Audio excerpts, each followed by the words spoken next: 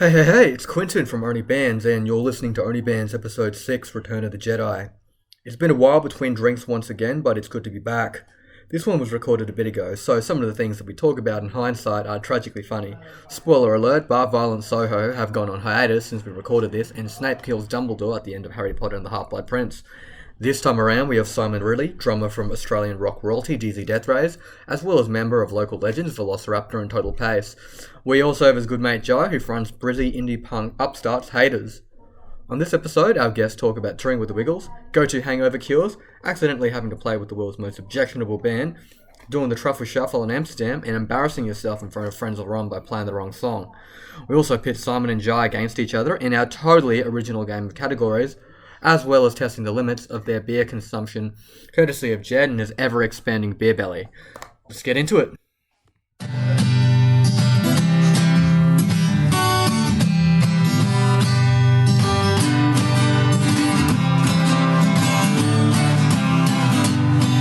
We're talking to some blokes, we're having some jokes, having a drink. I don't know what we're talking about or what my guests are gonna think. So put up your hands, it's OnlyBands podcast.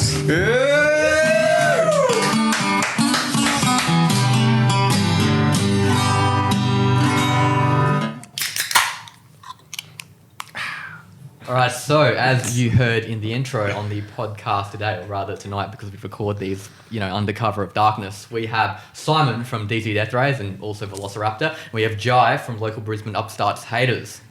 So, I think I'll start out asking Simon a question I've wanted to ask him for ages. You've recently opened for the Wiggles on an over-18s gig. That's correct. How did you get to know Murray from the Wiggles, and how did you guys get to know the rest of the Wiggles through him and, end up opening for them? Surely it was like a VHS tape when you were 6. Yeah, we were just, I think, too old for it. Yeah. Because I remember it was all our friends, like little siblings, brothers and sisters who got into them. But I think we were just too old for the Wiggles thing. But it was kind of like one day Shane and I were at a pub in Sydney called like Vic on the Park, and we saw like you and I were just out the back playing, and they brought up Murray, and we're like, that's super weird, what? And then he was just shredding, and we're like, holy shit, Murray does that sort of stuff. And then we just seen him around Sydney, like at rehearsal spaces and stuff. And then a few years later, we were doing that film clip, and we were like, we need someone who would be funny to get to who'd be really good at dancing. And then we were like, oh, you know what? Murray's always kicking around the Sydney scene.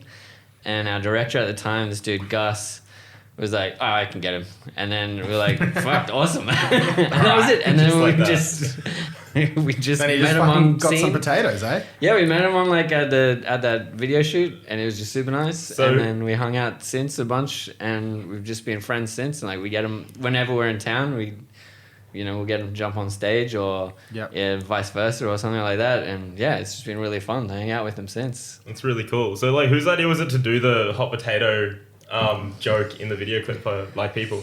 I think it was Gus's for sure. Yeah, because we don't want to push him too hard because when we got there, it was in Marrickville like hall, and it was super hot, and he was already drenched in sweat. And we're like, hey Murray, thanks for doing it. And Gus would be like, do the potato. We're like, oh my god, I'm so How sorry. many takes did it take to catch it? I don't know. I think just like one or two. Oh, okay. But yeah, I remember watching it being like, that's like a pretty long throw, and they managed to catch both of them. Because there was 2 potatoes? I can't even remember. No, now. me neither. I think It's it was been a just while. one or Yeah. something. Yeah. Yeah. It was a steam and potato. Oh, yeah. The steam was actually in post. Yeah. I little behind the I guessed scenes knowledge there. I can recall exactly when I saw it. It was like when I watched the video for the first time. It was like 2-3 a.m. and I was coming down off acid, and I'm just watching it and I'm like, is that a wiggle? It's a fucking wiggle. Yeah, I didn't realize. Surely, but it took me like Yeah. so long. Like I was like, he looks really familiar. Like where is he from? Is he part of like? Is he a new member in the band? Like, but he's a bit old.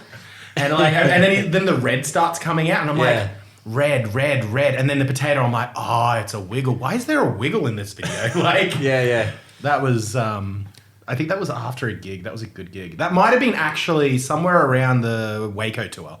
Oh shit! That Yeah, I'm thinking would've somewhere been a around rad that gig. point. Yeah, Cool. I had a big trip at that gig. Yeah, I remember the first time somebody sent me that and they're like, dude, the Wiggles are in this, and I was like, what the fuck? So I was watching it, and I like one of the first scenes where he's got the thumbtacks in his mouth, and the line's like, don't like when people make comments about my teeth or whatever. Oh, yeah. I always resonated with that because obviously I'm missing my front tooth. Yes, this isn't visual, but you've ever seen Jet, he is missing a front tooth. So from that point, as soon as I heard that line, I was like, this is my favorite DZ song ever. Nice. Yeah. I got a question for Jai. Sure. Firstly, I'll put you on the spot. Introduce our listeners to Haters and tell us a bit about this debut album you got coming out.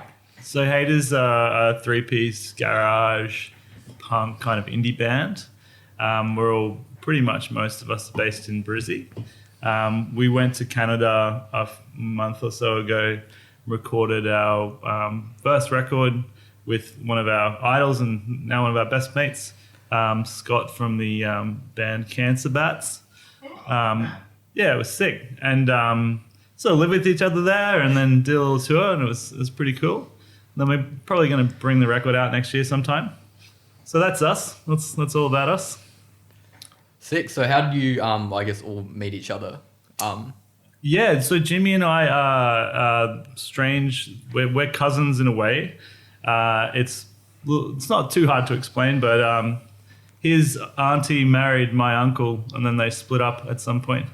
We are related to each other. And then I busted my wrist maybe like 7 months ago. We had a bunch of shows booked. So Kato played in one of our favorite bands called Wetlands. They're a really, really cool grunge band. So we begged her to come and play guitar for us. And then, it's just like one of my best friends now. And it just all kind of came together and it felt really good. So really glad I've busted my wrist, to be honest. Let's do it again. Yeah, funny Think about how- doing it yeah, twice. It's always good to start with a story. More piece. Yeah. Oh, yeah. How did the name Haters come about?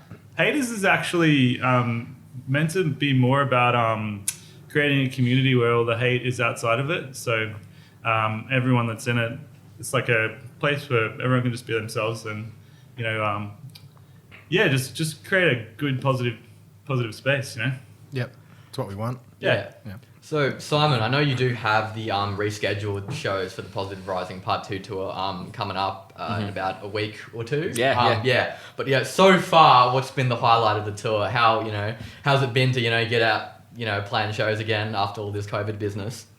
It's been really good, man. It's been pretty cathartic getting back out there, and but I don't know, probably Brisbane. I just love playing Brisbane with the band, man. We were originally a Brisbane band. I still feel like we kind of are. Yeah, that was a night of heavy consumption for me. Oh boy. Yeah. I think we got footage of you crowd surfing. Yes, I know. Yeah, I saw that video and I was like, oh yeah, sick. And then I was like, oh wow, I'm in this actually a fair bit. Yeah, dude, that's like the one we sent to Fender as well. Yeah. I remember bumping into Lockie at the after party afterwards, and he was like, yeah, Quentin, during Like People, you really fucked me up because I started like yelling the lyrics at you and I forgot to do the guitar solo, and I was like, I make no apologies for this. Yeah, just wet it, man. Something I wanted to ask. What is it like playing, especially in Brisbane now, compared to what it was 3 years ago before COVID? Like, is there much of a difference in the scene, like your audience, the way that people act, the crowds, the venues, or is it all pretty much just gone back to the way it was? It's tough, man. Like, at least for this tour, because we started it so long ago, it's just been... We stopped calling it the Positive Rising Part 2 tour because that album, it's just like flogging the dead horse tour because it's been so fucking long. I feel like it's the deluxe version of the now. tour. Yeah, and like when we first started, we were like, people can probably afford $50 for a ticket, and now we're like, fuck, man, no one can afford anything anymore. COVID's ruined everything. So we would have changed it so differently, but it's kind of just we made these deals and plans, so we're just gonna have to see this one through. But yeah, I think the next time we do it, it's just going to be... We'll just make it more intimate and just way cheaper and just make it a lot more fun. Yeah. I think this one we kind of just... Fucking chaos. Just tried to go big before it all went to shit, and then you just kind of had to stick with it. Man, we were just like in good stead. Like we had this killer like campaign going. Like we did the Triple J like a version thing With Nerve. Yeah, that was Oh awesome. man, I phenomenal. was crushing it, and then we were about to go out on tour, and then it all just went to shit. And like, after pushing this tour for a year, you're just like, oh my god, no one even listens to the record anymore by the time the tour comes around. Yeah, I remember bumping into you that sausage sizzle that you were doing, and I was like, oh yeah, you know, you're about to tour the record. You want to come on to this? And then you were like, yeah, sick. And like literally a week later, massive wave of Delta, and it was like, God, dude, yeah, it was brutal. Yeah, I'm glad we're over that. So the concept for a 2-part album, like what does like Positive Rising mean, and why'd you have it in 2 parts? We just had that much material and plus I always loved Smashing Pumpkins, Melancholy and Infinite Sadness. Yeah, love that album. So did Shane. He's a big fan, and we were like, we had so much material because Lockie just started writing, and we're like, let's put out a big double album. But the thing with marketing is now you put out a double album and then you've got like 40 tracks that go to waste in like you put out a record and like you can see the stuff in your Spotify, like you know, your stats, it just dies after a few weeks. So it's like, well, let's split it into 2 so at least we get more bang for our buck. You know, and it was supposed to come out really close to each other, but then it just nothing went to plan on this one. Yeah. And then we just got stuck with this super long titled thing that's just dragged on into infinity. So we're all just like really keen to get on to the next record now. Yeah. Okay, so Have you started planning that? It's done. It's like we're getting people mixes come back in now, and so yeah. Yeah. Yes. Is it much of a change from you know, Positive Rising, or? I think it's a lot heavier. I think Shane's a lot more angsty. So going back to the way he used to be. I follow him on Instagram and he's like, yep, so I am in lockdown again. So I feel like he's had a lot of pent up frustration it's about good. It's heavy. I like it. So we're going back to the old DZ. Thrashing your heads a bit more. Yeah. I feel like the original DZ to me is the house party band.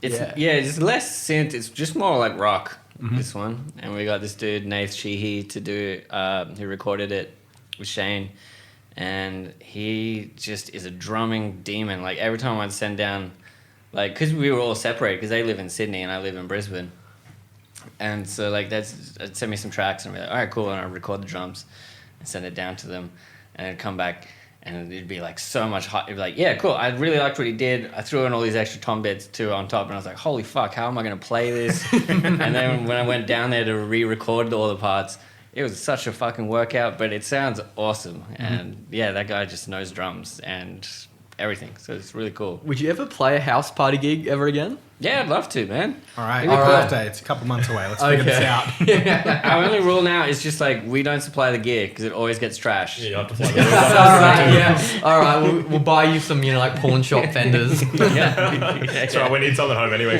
I know a mate with a Pearl kit, so I think we can be all right there. Sick, yeah. We can get some guitars. Yeah, we can definitely source. I got a big bass amp at home. Well, there you go. People get real excited just with the drinks. And then you're like, holy shit, we got to take this on tour. And then it's all broken now. Yeah. So saw that you were doing drumming lessons. How's that all going? It's going good, Yeah. surprisingly. Yeah. Because like I was saying, you know, we're just wrapping up this tour and the next record won't come out to next year. So we're kind of like not really playing that many shows for the rest of the year. I was like, I need something to keep me focused on drums because I got to play all those new songs next year, which are hectic. And so, yeah, doing the drum lessons has been fun. It's been I think, you know, it's like if you can teach a subject, it means you know it back to front. Absolutely. So, how you master something. Totally. You can teach it to someone. And it probably once you've been doing it for so long, because you've been drumming for what, 8-10 years? Something like that? Like 15 now, I True. think. A lot now. Yeah, okay. So you've been drumming for like 15 years. So it would get to some extent a little bit boring, but doing something new like this probably keeps it interesting to you. So you can be like, putting it out to somebody else, being like, so that's how I did that. That's how I worked this. And then when you go back to actually recording, it's probably a little bit more like, I know what I'm doing here. Totally, man. Yeah, I definitely felt like I plateaued in the last few years and just with touring and stuff. But now doing the drum lessons, like I've got 1 or 2 students who are quite good. So I'm like, fuck, I gotta like start learning stuff. And today I was even like learning rudiments, which I never do. So it's good. It's like puts you back into fundamental mindset. Yeah, reinvigorates like a whole different perspective on drums, which is cool. I was talking, I don't know who it was to. It was a guitarist. Maybe it was, I don't know who it was. But I was like, I want Aussie bands, or any bands really, for them to just release a course on how to play their music. I would pay so much money for that. Yeah, we had an entire discussion about this. Yeah, once. I'm like, just teach me like, all the guitar bits, how you do it, how do you do your sound, all that sort of shit. Make it an online course, lesson by lesson, maybe you just do an album and it's like, here, we'll teach you how to play the whole thing. Yeah. Man, that would be a thing I would pay good money for. We were doing, well, I wasn't doing it. The Shane and Locke were doing guitar tabs for some of our songs. Oh for yeah, a I while. tried to learn one of those on bass. I think Shred for Summer was the one Yeah. because it was like, oh yeah, the bottom one. I think someone asked, is this possible to play on bass? And you just replied, yeah, just follow the bottom one. Yeah, whatever Shane plays, that is the bass line. Tabs are good. Selling a tab book, great. But like, imagine like video lessons on top of tabs. So you have the tabs playing, like showing up while you're playing. Yeah, that's what we did. We had that. Oh. We only had two little ones of it though, Yeah. because putting them together is a nightmare. And Yeah. We were like, we're not doing that shit. So we need an editor. Yeah. Yeah, but I think that would be something for like Aussie audiences would just like eat up. Yeah. I'd love to like have like a compilation, maybe like every band, like the bands we like in Australia, kind of do a compilation, maybe 2-3 songs each, and then you're like buying this anthology of like Aussie rock.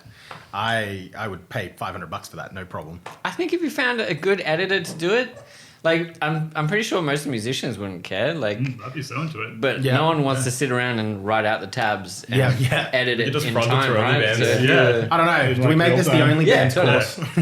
I mean, we could. It's time to start. It's the first product we'll ever release. Yeah, so I'm I've into got a it. question for the both of you. Like, how did you guys get your start in music? Was it something that you were very intent on from the start, or was it something that sort of came into your life later on? For me, I was 14 years old. I was obsessed with going surfing. I wanted to be a pro surfer. And then I went and saw the Living End play at the arena on one of their first tours. And I just started a band the next day, and I've been in a band since then, pretty much. I've been absolutely obsessed with it. That's nice. Were you living in Brisbane at the time? Yeah, Yeah. yeah. So I was living between there and like Minjerribah, like North Straddie, and yeah, just blew my mind. Like Yeah. I went with my cousin, took me, and he's like, "I'm sure you're gonna like this." And I got like a Magnum acoustic guitar, and I Yes. literally started a band called the Flat Batteries the next day. And I haven't not been in a band since then. That was a Truly. great band name. I don't mind that. Batteries. We had this one song. We had one song. The lyrics were, "I've been riding my motorbike. There's no one else on the road. I started speeding up, and then I ran over a toad. Ride my bike around the block." That was it.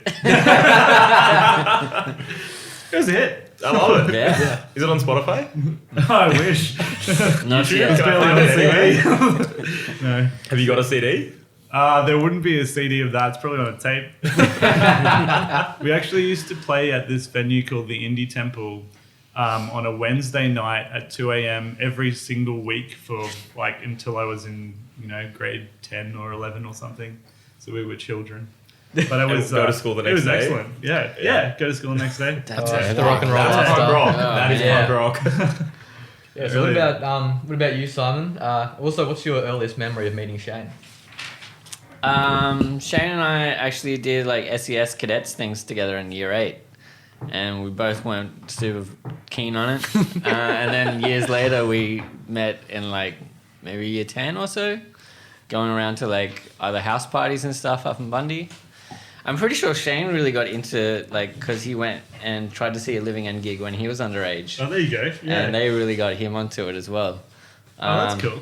For me, it was more like I was sick of getting fucked up skateboarding. Yep. And my other friends, like who I was seeing at house parties, were getting into instruments, and so it was more fun for me to just play guitar instead of like stacking it. Funnily enough, that's how I lost my tooth. Skating. What Yeah. happened? I used to do downhill longboarding. Oh, yeah. Cool. Yeah. Yeah. Back when I was a teenager. Yeah. Yeah, Yeah, I got a denture and then broke that, and I just gave up. I was like, the implants are $8,000, and if I had $8,000, I'd probably go overseas on a holiday. Yeah. And then I found out the implants, like the rod they drill into your gum, only last 20 years, and you got to get it replaced. And I was like, you know what? I'm just gonna have a hole in my face for the rest of my life. Fuck it. get it later, man. Fuck, you still got drunk guy accidents ahead of you. Yeah, exactly, So you can yeah. break it then again. Yeah. If you lose the other one, then you got to think about Exactly. it. Yeah. I think it looks fucking cool, to be honest. Yeah, see, It's iconic now. I don't look like a crackhead, so it's okay.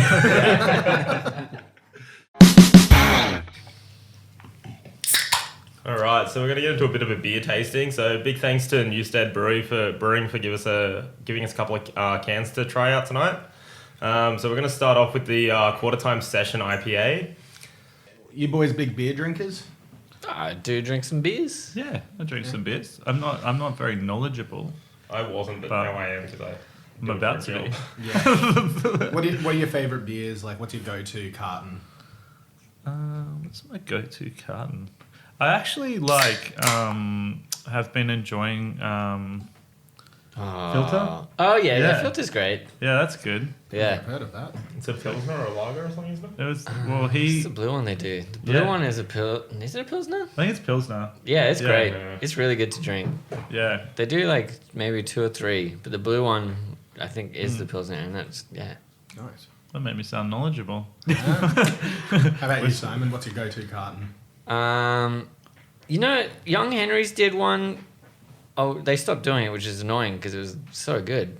I think it was like a hazy IPA or something, and it was amazing. Nice. And then they just The didn't do it regular again. IPA is not too bad, but yeah, it's not like the hazy one they did. Yeah. Yeah, you know the one I'm thinking of? Like, Yeah. maybe it was like purple or something on Yeah, there. yeah, that was It's the one. great. Yes. And then they just They stopped, stopped doing it, And I I'm like, know. why would Do you you do wanna that? That was your best read the beer. tasting Okay. I'm So a big we Coopers fan. do have Oh, nice. some tasting notes. You see, we're not alcoholics here. We're connoisseurs, all right? Yeah. So yeah. Anyway, classy. this is the Newstead 3/4 time session IPA. The beer describes itself, so you're going to imagine a mouth on the beer can talking. A refreshing mid-strength IPA, passion fruit in the aroma, followed by flavors of lychee, white peach, and lemon. It's flavoursome and full, balanced by a malt sweetness, a decent bitterness.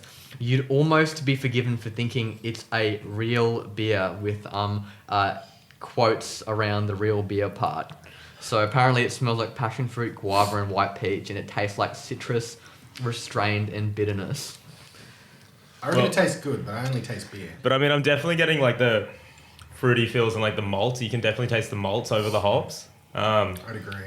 But overall, I think it's pretty good. It feels like a light beer. Like, it feels very easy to go down. It is, yeah. Yeah, I feel like that's a little bit of zest in it, and that's doing it. I like the cans. The gold is kind of sick. Like the Yeah. silver and then the gold top. Yeah, that's real nice. They remind me of like the Japanese beer cans. Where, Yeah. yeah. The Asahi's. Yeah. Oh, yeah. Asahi's and the Sapporos. Oh. Yeah. Do you guys like sours? Have you guys had sours before? Yeah, I like pretty much all beers. So our next one's going to be the 3.5% low life sour, also from Newstead. Oh yeah, these aren't. This isn't a sponsored segment, by the way. This is just what Jed gets from his work. Oh, sick. Yeah, I just asked the reps for free beers and they do it. It's great. Nice. Good on them. Thanks, reps. How funny is it in like the last 10 years? Thank you, the Newstead amount Brewery. Of, like, reps has just exploded. Yeah, not Microbreweries, that there's Oh, just dude, the amount it's of beer reps insane. out there and giving out free beers. Yeah. What a good time. So one of these cans here I've got. So I've only got one of these cans, but it's from One Drop Brewery down in Sydney, New South Wales. It's called Body Count Hazy IPA. It's a 6.1%. It is really nice. But one of the other cans they gave me as well, which I ended up drinking all of because they were too good, was like a double fruited sour, and it was banana and mango. Ooh. yeah, right. And when I first got the can, I was like, oh damn, this is gonna be a bit. Thinking it was like banana flavored sour beer, I was like, oh, it's gonna be those sweet lolly banana flavors. Yeah. That was just in my head. It was like a 7% sour beer as well. And so I cracked one after work one night.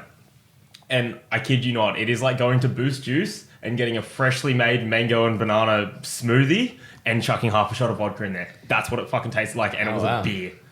Yeah. I tried to order some because I got their wholesale lists, and they were sold out before I could. Oh wow, We'll have to keep an eye out. Definitely Yeah. gonna chase them down. The problem is they do Boost Juice. they all do limited runs. That's the problem now. Skip the middleman. It's nice to go to a pub nowadays and like have other options other than the Tui's 4X and oh the definitely. Northerns. Like that's It is. It's brutal on the wallet though, but Yeah. Oh yeah, Jed's work. My wallet screams every time I go there. But you know, Yeah. I definitely feel like I've got my money's worth afterwards though.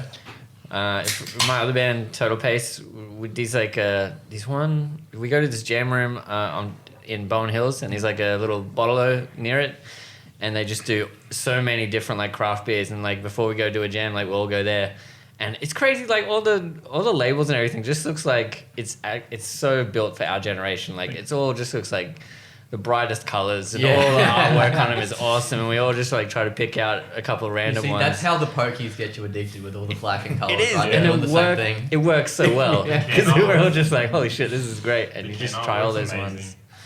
But yeah, I like all those blueberry sours and all that stuff now. That's nice. Good. I like going to the Crafty Fox in Stone's Corner. They've got like maybe 10 different crafties on tap, and then like another 10 in the fridges, and it's just fantastic. And they do good wings. Yeah. Good little spot. A rival to rival Tippler's Jed. Yeah, I was just gonna be like, do I mention Tippler? Jed works at Tippler's. Go there. It's cool. Yeah, Tippler's tap. We have 14 craft beers on tap and like 30 different cans in the fridges. Yeah, Oh, well, that's- just We shit have on all craft. that. Also, we have apparently some of the best wings in Brisbane as well. They're dry rub spice wings. That's what I want. Yeah, they've been rated. They've had the same wings for like 15 years. Anyway, I'm not. Oh yeah, so they have a weed beer there as well. So Well, you- fucking I sent you a Madonna photo of that. Tippler's. Yeah, it's a. Alright, so this is the Lilo, yes? Yeah, so this is the Alright. Lilo Sour. So the beer describes itself as a fun and fruity, refreshing sour. The backbone of a light and refreshing sour beer is perfectly complemented by additions of passion fruit, mango, and pineapple. The passion fruit leaps from the glass, or with plastic cup in our case, in harmony with the subtle dry hop and other fruit to give a tropical fruit salad aroma.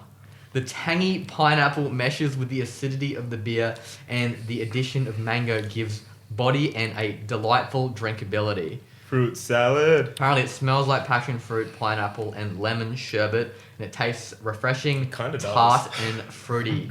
It has a fruity sweetness. It definitely kind of tastes like fruit salady. I can definitely smell the sherbety. I don't like the smell. The smell's kind of vomity to It me. smells weird, right? It's a little Yeah, it overly smells- sweet smelling. The smells taste odd. is nice, but the smell is Yeah. overly sweet. But it is still nice. It smells like sherbet. That's the. The smell, not pleasant to me. The taste, pleasant to me. Yeah. It's like, did you ever have that with sarsaparilla? Yeah. Hate the smell, but the taste, it's pretty it's good. alright. I'll do I that feel again. like it's the opposite. I can barely smell it, but tasting it, it's just like, oh, I can definitely taste. It's probably got COVID. Yeah. Yeah, probably. I still haven't, I did catch COVID. I spent the entire time high on edibles. I probably still Honestly, COVID and cannabis is the the best fucking week. combo. Oh yeah, no, that was even though we were stuck in, quarantine the entire time. Yeah, I definitely feel like I went to some places. Yeah, it was Like, Tuesday morning. Quinton was like sick as a dog because he went out on the weekend to a gig and DMAs. and he just wrote himself off. So he just thought he was like hungover for 2 days. He got up on Tuesday morning to go to work, and he just like woke up and he's like, "Oh, I don't feel so good." And I was like, "Maybe you should take a COVID test." And he goes, "Oh, I didn't even think about that." Does the COVID test 20 minutes before he has to go to work. Waits the 15 minutes and he goes, "Oh yeah, it's finally happened, Jed." First thing I did, called my mate and I was like, "Hey man, can you quickly whip me up a batch of brownies and drop them off in the mailbox today?" And he goes, "Yeah, alright, no worries." So the entire week we're just like munching on these brownies, watching fucking Star Wars. And Keep in mind, I've got a real low tolerance, and I've done a lot of acid, so weed tends to get me back in that psychedelic headspace. I had a full one, and it felt like a light acid trip. I was just laid out in my bed, like feeling like I was about to like sink into it the entire time. I had like 2 and I was mowing the lawns of Mondays. No, it's a decent little sour. It's probably not one I would like buy a carton of. Yeah, look, it's definitely no brouhaha, strawberry and rhubarb. Mm-hmm. They're by far like the best sours ever. Have you tried those? The brouhaha. Brouhaha, strawberry and Sound rhubarb. familiar. No, I What's the haven't. packaging on it look like? It's a pink can with like brouhaha like in massive letters like going up the side. I think I've had one of those, Yeah. yeah. they're- fuck, it's Brouhaha's like a white can and top everything tier. on it's pink. Yep. Yeah. Brouhaha's an amazing brewery. Yeah, because you never see any rhubarb stuff in Australia. It's really American. Yeah, it's very actually becoming more popular at the moment. We have on tap. We've got a garage project. It's called Rhubarb. Right. It's fucking really tasty, but it's only 2.9%, so it's Ah. like not selling much because like a lot of our IPAs that we do a lot of double IPAs and single IPAs that are like averaging at like 6 to 9%. Yeah. So when people come in, like a lot of the time they'll be like, "Oh, what have you guys got? I really want to have something that's like about 4 or 5%. Don't want anything low." And then they see these sours, and you get a lot of people that love sours, and they come in, they're just like 2.9. It tastes alright, but like nah, like it's just a waste of money at this point if we're trying to get lit. I need that 9%. Yeah, and then I was like, yeah, don't say that too loud. I am bound by law under RSA, but here, have a 9%. Let's go. Fuck. Yeah. I don't. The double IPAs are a bit too much for me. I can't do them. Yeah, I kind of wrote myself off a trivia the other week because I forgot they were double IPAs. I was just trying the ones that were new on tap, and I don't remember leaving trivia, but Yeah, I did the same. trivia guy was not happy with Yeah, me. I did the same thing when we went to Bloodhound Bar to say hi to Jimmy for a bit. I just remember drinking the Yeti heaps basically all night, and yeah, after that it was a write-off. Like the next day I woke up, went to work for about 2 hours, and I was like, yeah, I don't feel like going to work today, so I just said I was sick and I went home. What about all the stouts now? Stouts are like 16%, 20%. Yeah. Oh, they had an event called Holy the Dark shit. Side where they did all the dark beers, and some of those were fucking dangerous. Yeah. Oh yeah, I can't do 12.5% stouts from like weird ass countries and shit. Hang on, I had a beer at Bloodhound a while ago, and I just want to tell you what it was called because it's fucking mental. I just gotta find the. So this is a 11.1%, and the letters for it is a QDHNE IIPA. So it's quadruple That's not how you dry spell hop my New name, England kid. triple imperial IPA. Man, that And sounds it like was- the wankiest beer. I know, but it was like the nicest beer they had on tap that night. I remember when I was like probably like 19 or 20, and we were living in this house, and I tried brewing beer for the first time, and I was like, yeah, I want it to be as alcoholic as possible. And my cousin and I came up with this recipe called the Stupidity Enhancer. And so we made these beers, and then I'm asleep, and all I could hear is just these bottles exploding. Yep, they do And just that. like, I don't know, 50 tallies just smashed. It was great. How are they doing this? Was the recipe just let's add all the sugar into the Well, we were like, yeah, well, It reminded me reminds me of that episode of The Simpsons where Homer becomes the beer baron, and then he still start exploding, and he's like rich, he's in bed, and he's reading a book, and he keeps going boom. Oh wow, what an exciting book, Marge, and Marge is giving him the death stare the entire time. We had a share house like that, and we got like an old fridge, and we had a keg that we'd gotten, and you put it inside the fridge door, drill a hole through the door, and then you put like the handle on there, and you get a little CO2 tank so you can pour them. Yeah. But before that, we were like doing bottled beers, and same thing. We were like, all right, we did the first brew and it was good, so like, all right, let's knock it up a bit. We know what we're doing, and then we made this danger brew. And we ended up, we had to put it under the staircase because we didn't know what else to do with it. So every now and then it would just explode. And then when we had to move out, we were like, oh shit, we still got like these crates of beers in there that no one's game to touch. So we had to, one of our mates, Scobie, had to go in there, and we wrapped him up in as much like protective gear as we could. The dude still got his eye, like his forehead like cut, like it still exploded on him, but yeah. Every now and then you just hear this boom and like this glass shattering sound on the cement. You're like, oh, there's another one. How many's left down there? And if you're a real game, you'd open the door and try to pull one out. Nothing left in the They house. taste any good? No, they're terrible. Holy shit, they were that like, stuff you is could almost disgusting. light them once you open them. They were Should so have just had a brutal. house party and put them all in a bowl as like a punch. It's like, help yourselves, guys. No one just came to touch him because it's just like a hand grenade down there. Yeah, they were like IEDs, Yeah. man. They're just And when you waiting. don't like, go help yourself to a beer down there. All right, so we have is this the Coastal Pale Ale? Yes, it is, yeah. So we have the Coastal Pale Ale, also by Newstead. So the beer describes itself as like a dip in the surf. This Coastal Pale Ale will refresh you with an undercurrent of summer fruits and just a splash of hoppy bitterness. This is the drop that will make waves. Apparently it smells like lychee. This seems to be a common one with these. Summer fruits and passion I get fruit. the lychee smell. And subtle sweetness, and it's a soft, grassy finish. Wait, what does everybody think of this one? Kind of reminds me of a blue light disco. Do you feel like you're surfing? Car park. So it doesn't remind you of surfing? Definitely doesn't remind me of It just went down in one go. I downed my one in one go. I'm like, that's just delightfully tastes like nothing. Look, I could definitely this could be a session beer. Like I could definitely drink this. Totally. Yeah. What's the percentage on those? They're 4.2. Yes, Oh, yeah? they are. Not too for bad. pleasure. Right. A little bit of lychee in it it seems alright. I don't get the lychee. I'm not getting I can much. smell the lychee, but I don't taste I'm it. getting a slight hops, but I'm not getting much fruity flavors from it.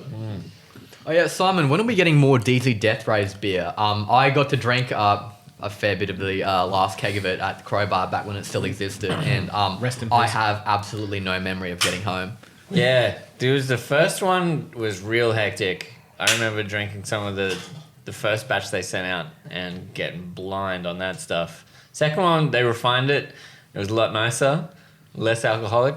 I don't know. I guess we'll figure out something later on for the next release or something. Yeah, we got to have that at another dive bar experience for the next record, and we definitely got to hand that stuff out like candy. That was good. That was good stuff. Way to go, young Henrys. They were great. I feel like a DZ Deathrays drink should be something like a Jaeger bomb, something that drops into something. There would people come to do interviews and do shots every question. We were like, please, no, we have to drive to the hotel soon. So what are you guys looking forward to in the next couple months? Like, do you have something that you're like, fuck, that's going to be a good night or a good day, a good weekend? What's happening? Could Well, be you got a huge one coming up. I'm man. about to be a dad. Yeah. Oh, so that's why you look like In Congrats. like any moment, really. Do you but- know boy, girl? Nah, just a baby, you know. Like, Non-gender It's specific. got arms, it's got legs. Nah, yeah, I don't know. We don't Yeah, know. But no, yeah, I'm really looking forward to it. Yeah, It's probably the thing I'm most excited about ever in my whole life, to be honest. makes sense. Yeah, can't wait. But no, yeah. So that. That's exciting. What happens when you see? Have you seen the ultrasounds? Yeah, so they don't. They go. Ah, Yeah, it's kind of cool actually. that's crafty. Yeah, Yeah, Nice. yeah. At least it was because I couldn't go today, Thank you. but my wife was commenting like how impressive it was of the woman that she just doesn't bring it up at all, and just manages to not say anything at any point. Yeah. She's like, it's a good looking baby. It's just past the legs now. Anyway, that's cool. what's going on. Congrats. Thanks. Yeah, congratulations, man. Appreciate that.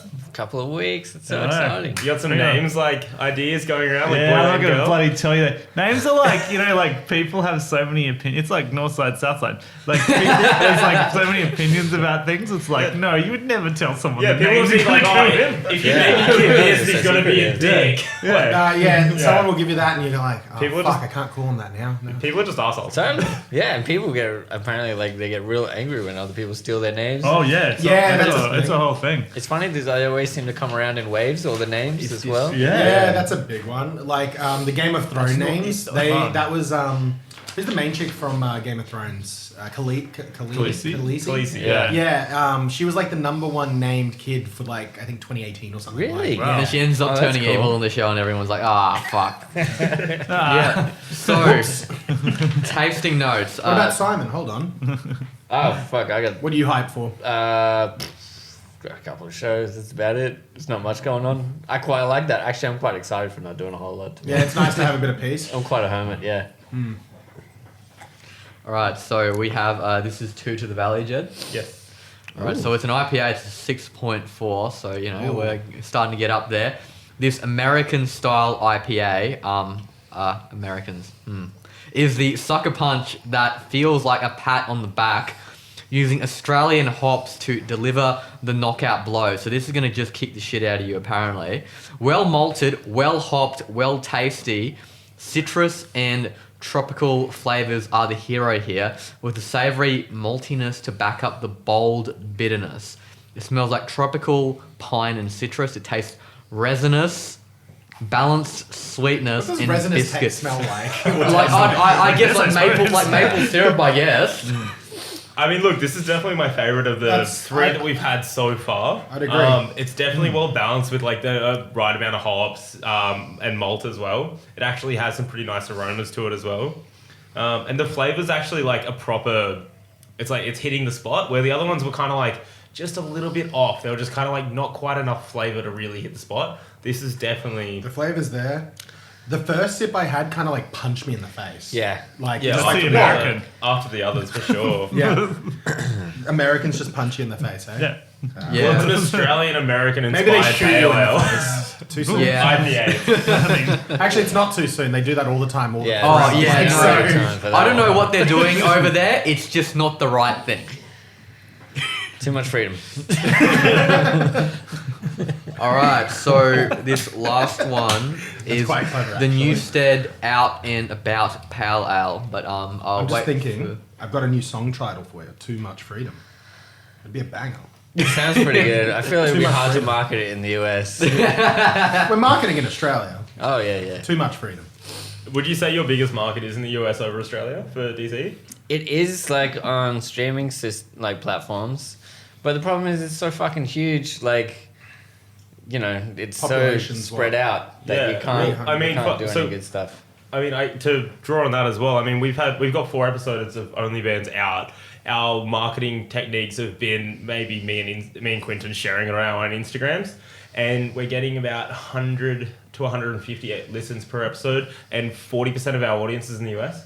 Cool. Yeah. We've got Japan, we've got Canada, we've got I think there's 12 different countries, but 40% of our audience is in the US, and it's spread out all across the US. Yeah. It is insane. Yeah, I've just looked at the stats and like some dude in the cornfields of the Midwest is listening to this while he drives his tractor. Yeah, it's No, like no. 2% in Alaska. Like, you're digging this shit, right? Yeah. It's just some boy that's like into Midwest emo, you know? That's great, man. I fucking love touring the US because it is like every part of that country, because it's so spread out, is just like a different sort of country that you go to, Yeah. but they all Yeah. speak the same language and they've all got the same sort of like. And also, I think growing up in Australia, because we're fed so many American movies, like We it's idolize kind a little bit. yeah, so when you go there and you go to a diner, like a legit diner in the middle Yeah. of nowhere, like you're on tour and leaving a tip after eating some like pie and coffee or something, you're like, wow, it's How is I don't diner know. food? Like, I've always Yeah. been quite curious. You got to go off the highways and Yeah. you go find. One time we were going to New York from like up north, like Boston or somewhere, and we cut up. For some reason, we got off the highway a bit, and we found this diner. Dude, it was awesome. It was like $6 for a roast turkey, like Christmas meal. I think we were over there around December or something, Yeah. and it was amazing. It was so good. And then the waitress was just like, "What are you guys doing here?" Like, you know, it's not in the middle. We're so off. You know, Off the it's beaten path. amazing. But Yeah. it was just like old school, like out of the movies style diner. Yeah, it And just we seems love like that sort of stuff. you'd get kind of like home cooking vibes at a diner. That's kind of what I've always imagined it as. Totally, yeah. Yeah. And it was that just like a full like line. You got the booths, then you got Yeah. the bar with the stools on it, and everything was That's just. iconic. Yeah. It Like, was. You don't It go was to many places in Australia trippy. where they just serve pie and coffee. Yeah. But that's what you're saying? That was the there? sort of vibe, yeah. Yeah. Yeah, and we They- all got these amazing meals for super cheap, and yeah, and then you just They- drink like.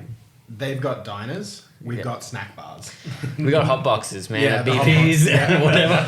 Yeah. One last question, I guess, before we drink the beers, or question for why we drink the beers. What are your go-to hangover cures? Oh, I eat a banana in the shower often. I remember like not dirty one at all. time I was like eating a banana and I was trying to brush my teeth and I was so hammered that I like dropped the toothbrush and I had like an electric toothbrush at the time and I freaked out that something was happening with the shower and I'm like screaming at the top of my lungs and then my wife came in and she's like, "It's the toothbrush." Anyway, the banana. How did the banana thing start? Oh, I just like started doing it when I was my parents are pretty far out and they just told me it when I was, I don't know, 16 or 17 or something that it will help me with my hangover. So Wow. I trust started in it? doing it and then I think it's just a psychological thing. Like What about you, Sam? What's your go-to hangover cure? I remember you saying during the 10th anniversary of DZ, what does like 10 years of DZ mean to you? And you were like hangovers. Yeah, pretty much, man. If I'm at home though, it'll be like egg, fried eggs, chili. Like you need a bit of spice on there. Really buttered up bread, like toast, and and a joint. Yeah. Oh, Always a joint. Greasy Right. breakfast and a bit of weed. Yeah. I remember So- being like, really chocolate like the milk. most hungover I'd been in my whole life, and I hadn't actually tried a joint as the hangover cure before. I was like probably like 21 or something. I was in Sydney, and I'm walking around. I called my friend, and I was like, "Oh, I'm so hungover. Help me!" And she's like, "Come over to my house." And then she's like, "Have a joint. You'll like feel heaps better." And I had a joint. I was like, "Holy shit! What have I been doing this whole time? Standing in the shower with a fucking banana." right, so I got a song title for haters. Shower banana. there we go. All right, It's in the mix. Just an entire album, Shower Bananas. Bananas. So- New band actually. Shower bananas. this beer is the Newstead Out and About Pale Ale. Tasting notes. Bananery. Endeavouring Oh, maybe we're just talking about it too much. endeavouring to encapsulate the zeitgeist of Newstead. Wow. This pale is a little rough around the edges with a strong hop aroma and firm bitterness. Citrus, pine, grapefruit and lemon all balance out a malt sweetness that make this beer dangerously drinkable. I like it. I mean, yeah, it's really nice. I like that Again. aftertaste once I swallow. Yeah, it's a very Yeah. it's a good mouthfeel. It sounds a bit dirty again. Yeah. They call that a mouthfeel. A mouth. You know, Yeah. craft beer connoisseur over here. I'm kidding. I know nothing. No more than us. That's it. But I mean, in terms of like, for a pale ale, I find that's really hoppy as well. But it's kind of well blended with the malt. I don't think it would be a session for me though. No, neither do I. I think But that's it's more nice. of a have a few lighter beers and then sort of. I mean, it's only what It's not that 5.2%. strong, but it's It's tasty. it's tasty. I couldn't sit and drink a lot. It is very I guess earthy. Yeah. It comes up through your nostrils a little bit. That's what I kind of noticed. It goes like down, makes my mouth kind of tingle with like weird taste, and then it kind of like I breathe it out of the nose. It's just called gas. Could be. All right, bad. so But hey, that's all right. getting back into questions, I've always wanted to ask Simon, how did Velociraptor sort of come about? Was it always intended to have so many members, or did it just end up like spiraling like wildly out of control past a certain point? Yeah, so we started at the same time as DZ, and it was just Jeremy. It was Jeremy's project, really. He hit us up, and I started under the name Down Forward Punch because someone had already taken Hadouken. And then Shane and I had started DZ at the same time, and we started doing more gigs as DZ, but we didn't want to stop that project, and because Jeremy was just turning out the gold, and so we were like, just get other friends involved, and then that's how it kind of happened. Like we just had a substitute team when we were away, and then Jeremy was playing drums at that point. I was on bass, Shane was on guitar. And yeah, we just got more friends. And then when we had a gig and we were all in town together, we were like, well, don't sit out on this one. Just join in. You know the songs already, so why not? And then that's kind of just how it happened. And then they were also in another band. So it was like James and Flip, who were in Running Guns. And so they would go on tour. And then so Jeremy would be like, all right, well, I need another C team. And it just grew like that. And then eventually we were like, just add anyone that And then he started writing to it. So he'd be like, all right, the songs are super easy. So if you fuck up, you just basically know all the same chords. And that was how that band just got to that point. We've got Ramona on like the Push for the Baby playlist. I remember seeing Velociraptor at I think it might have been what's it called, the big festival in the valley they do. Valley. The Goaty Crawl? Valley Crawl, yeah, Mountain Go Valley Crawl. I saw you when guys you played last at Rick's. played that, yeah. Oh, yeah, it was outside. Yeah, you guys were at Rick's. I think it was Yeah, like just before or just after Bad Neighbor. Simon, so like, what was your first instrument? Also, what was your first instrument that you played as well, Jai? Mine was alto saxophone, and I was like really into it. And I like even played it in some of the like, because we did like a heap of like Toots and the Maytals sounding like reggae stuff for a little while, and like got really into Bad Brains and like all that. Oh, yes. And so we just whipped that out, but then Our housemate plays sax actually. oh yeah, cool, sweet. I and then I played went the into Gatorade guitar. sax. But did guitar, drums, all the rest. Oh, yeah? Where does I alto couldn't- sit on the scale? Is that Could the you lower? elaborate? Is that No, the- it's like in the mid. So It's it's the like mid, there's like okay. soprano and then tenor below. Yeah, right, and there's right. baritone actually. baritone. Yeah. I see. So yeah, what was your first instrument, Simon? Do you start out with card? Do you start out with bass or Harmonica. harmonica? Yeah, for real. Sonorous. Harmonica. But could you Yeah. actually Terrible. play it, or were you just No, I was Started out on a bit of cowbell. just making out with that thing. still making out with Yeah, that? it was pretty much guitar, man. Yeah. Oh yeah. But then, fuck, no one played drums. So that's Oh, okay. How old so- were you when you started guitar? I mean, I tried to play when I was really young, but then I had no drive. And then it wasn't until high school after the skating thing I was like, I need to do something different in my Yeah. spare time. So like year 10, whatever that is, like You'd be about 15. Yeah. Yeah. 15, 16 maybe. yeah. No, that's cool. Just started boozing. My So- dad tried to teach me guitar when I was like 16, and it was just too painful. And he had just like a big steel string acoustic, and I was like, "This is fucked." And he's just pretty much yelling at me like, "Just push it harder." And I'm like, "No, it hurts." And I quit, and I picked up the guitar when I was like 23, 24. And Justin Guitar, thank his beautiful soul, I smashed it and fucking.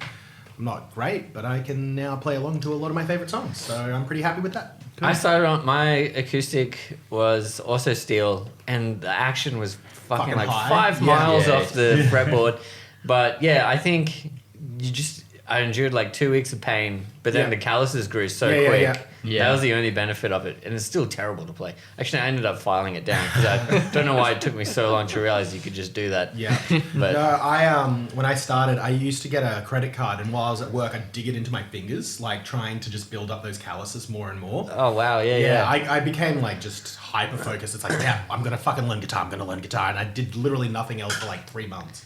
Fuck yeah, man, that's awesome. Yeah, it works. I like that thing about guitar. You can just sit in front of the TV and play. Yeah, I keep one in the office with me, so when I'm working, like I get a little bored or I need a break, and I just grab the guitar and I have a little fiddle and Yeah. on we go. And then often I get caught on Zoom meetings while I'm waiting for people, and they're like, "Oh, you play guitar?" And I'm like, "Yeah, you weren't meant to see that though."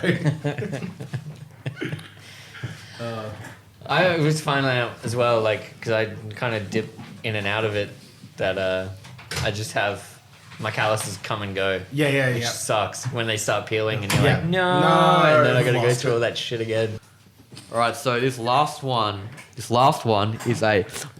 from One Drop Brewing. It's a hazy IPA, correct? Yes.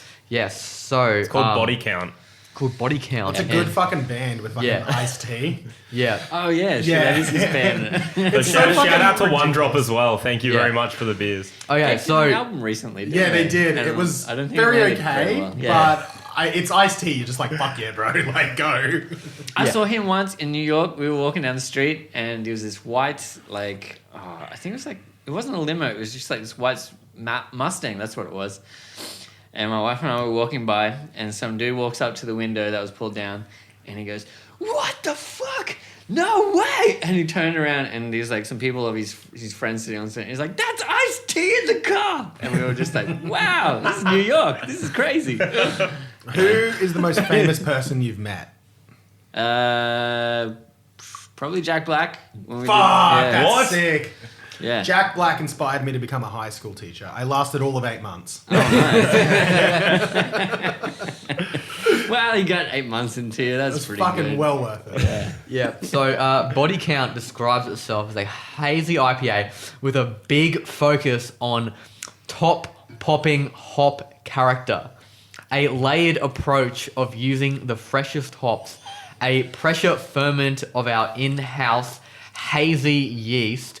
That sounds like an infection. And a multi-stage dry hop regime employing, and I quote, clean fusion with the trademark thing at the end. A supple tropical ester base complements the heavy-handed additions of Melba, that's trademarked, and Strata, that's also trademarked, Nelson Salvin, and Vic's Secret, that's also trademarked, hops wherever we could fit them, while a heavy base of wheat and oats provides a silky, smooth body.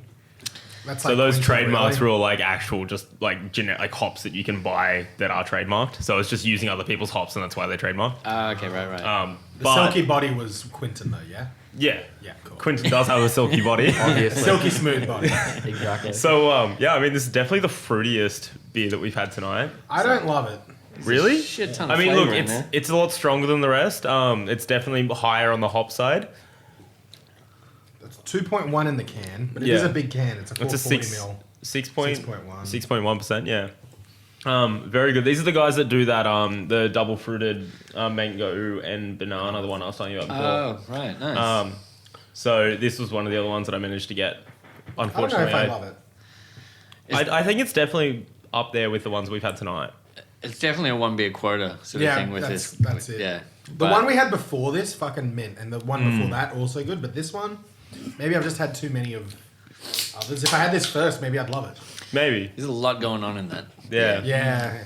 It's also very dark. Like you can't actually. It's not clear. It's, like well, all the other ones it's a were clear. hazy IPA. Ah, that yeah. makes sense, yeah. I did choose to do this one last. One, because it was from a different brewery, but two, it was also the strongest beer. It's definitely the furthest from a session drinker. So this is more of a finishing beer. After you've had a session, you'd have one of these and that'd be you done. Because it's obviously a lot hoppier. It's got the haziness in it, so it's going to fill you up and make you feel a little bit more bloated than a normal drier pale ale would.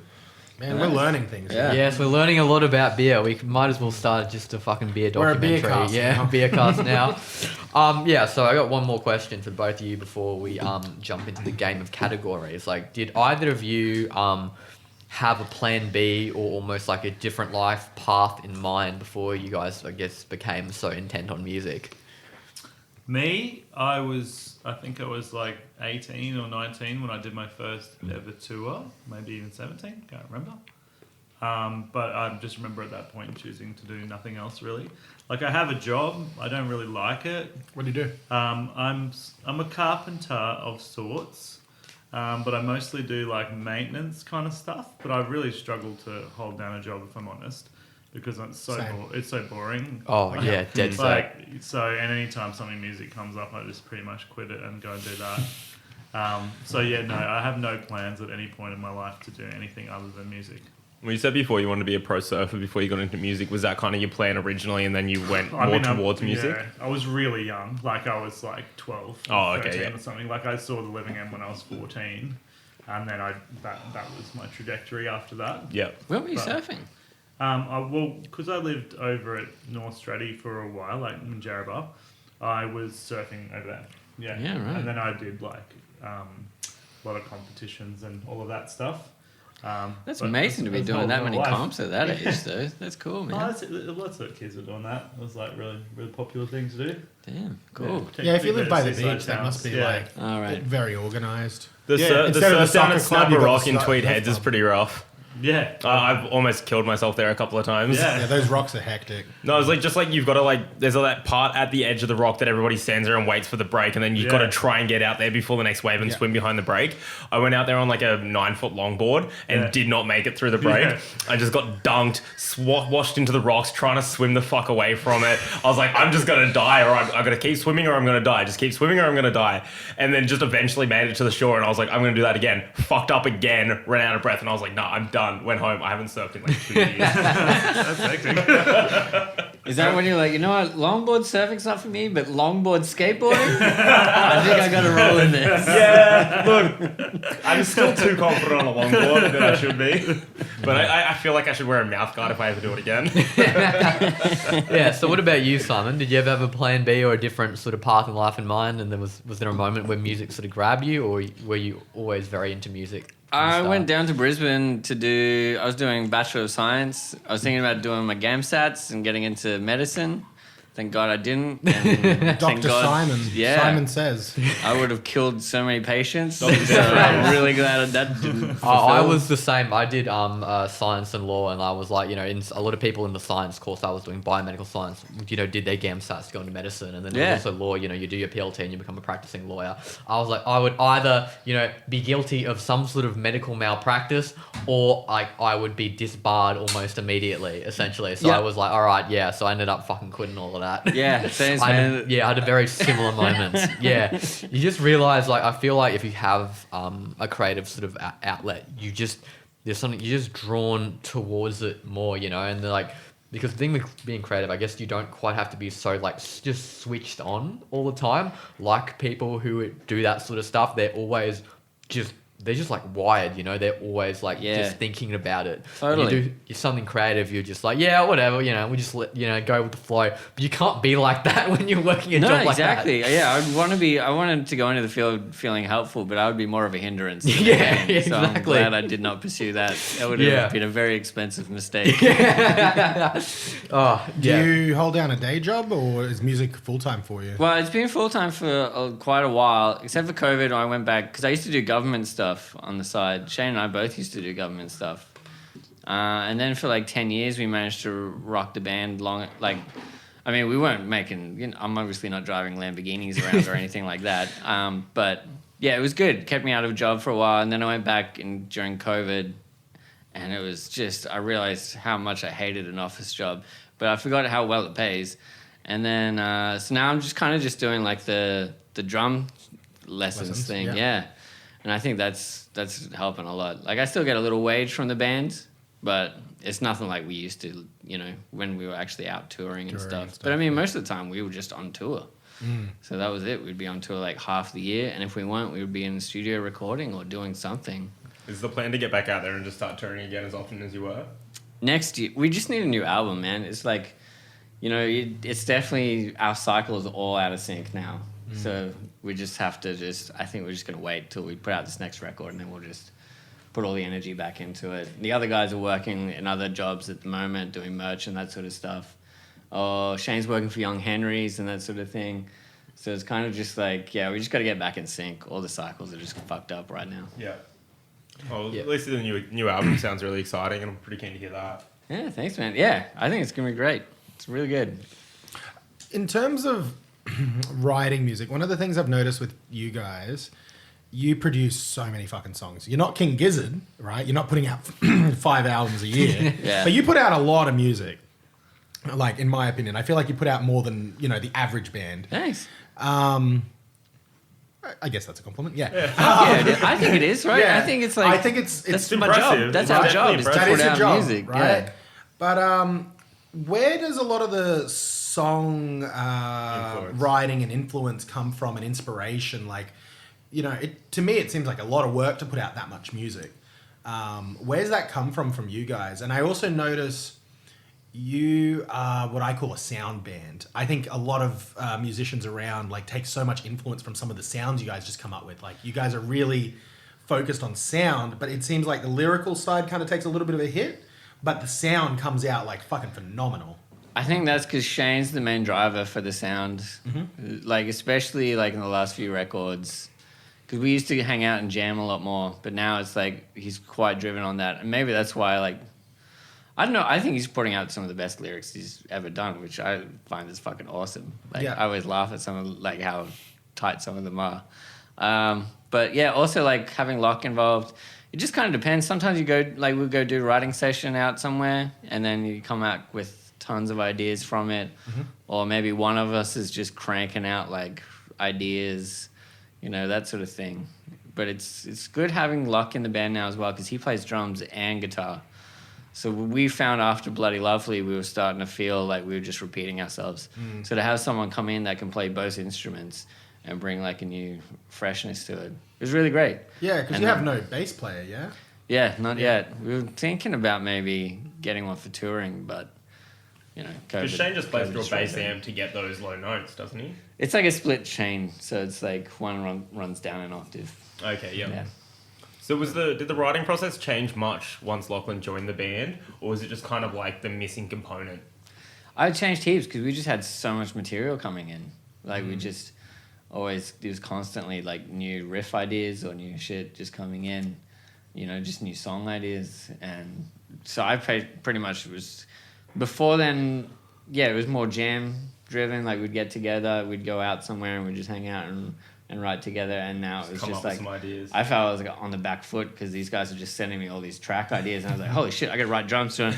I only know 4/4 beats. I feel like I've done them all before, and yeah, so it's really great having Locke on board where I'll be like, dude, I got this. Can you add some freshness to it or something? And be like, yeah, cool. That's really cool. Yeah.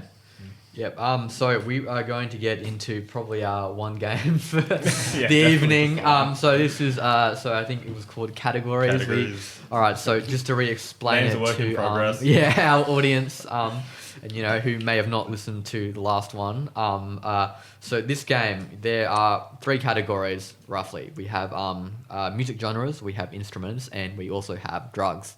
So Simon and Jed are on a team. Jai and Joseph are on a team. Double J.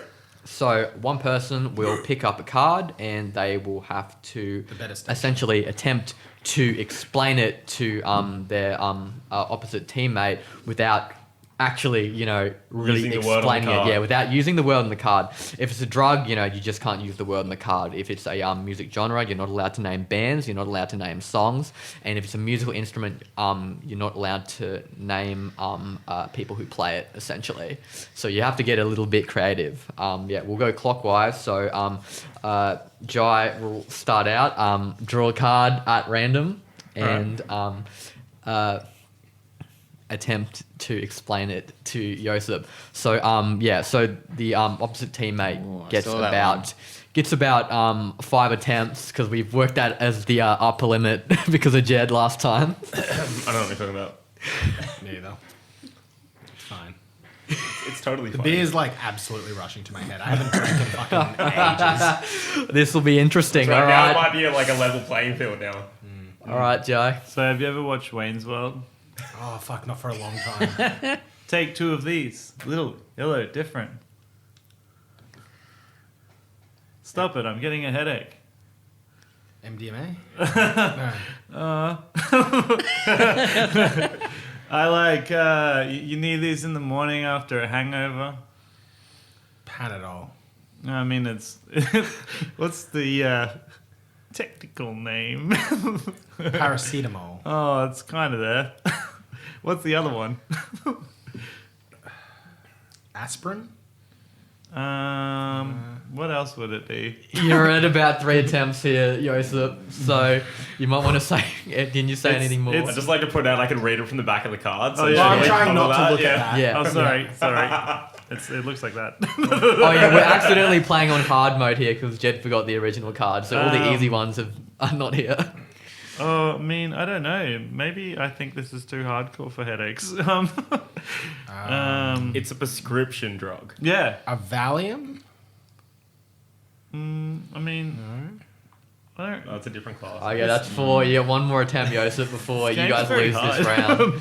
Oh yeah, so whoever loses this round, they have to essentially take a punishment, which Oh, will. cool. Which we also haven't worked Fantastic. out. I'm living it. Right. Thank you, Daddy Clinton. Did we bring the hot sauce? Oh, I don't know what else to say. I mean, it's not a great. Doesn't mix well with lithium. Personal experience. I'm just You can gonna explain say the a class. Xanax. I mean, You can explain the class of drug that it is and its effects. I don't know. I feel like I've had my 5. Yeah, I think Yeah, it's, you I think guys we're would at have that had point your now. fuck. It's codeine. I'm sorry. Codeine. Oh, I had don't codeine know. in the head at one point. Alright. Fucking, it didn't used to be prescription. Okay, well so they've lost that round, so that actually goes back to me. When you actually win a round, you keep the card. Alright, okay. so Simon, you got to explain this next one to Jed. Jed, fuck it up. Fuck it I'm up. so Fuck it up. bad at this. Yes, we do. No, I just ace it. Yeah, How well did you shuffle these, Quinton? quite well. Okay. So, can I say it's an instrument? Yes, you can. Yeah. It's only like 3 of them. Don't expect me to get trumpet. Trumpet? Yeah? It is trumpet. Can I do that? Fucking hands. Yes, yeah, you so, can. so he's just done a hand gesture as if he was playing a Alright, trumpet. okay. Well, they win that one. Alright, Joseph, your well turn. Sorry. Wouldn't it be Jed's? Oh yeah, it is Jed's. Alright. Yeah. I don't know what that is. Oh, you can redraw. Okay, you get Alright. one. Whoa, you get I one wanna know what redraw that because is we're now. It was a accidentally. piccolo. Oh, it's a little drum. Is it? Okay. Yeah. Alright, so... Okay, kind of like what you just said. Follow that word. But imagine it's something that you can sit on. It's made of timber, often cubed. Oh. Another name for it would also be a spice that you'd put on some chicken.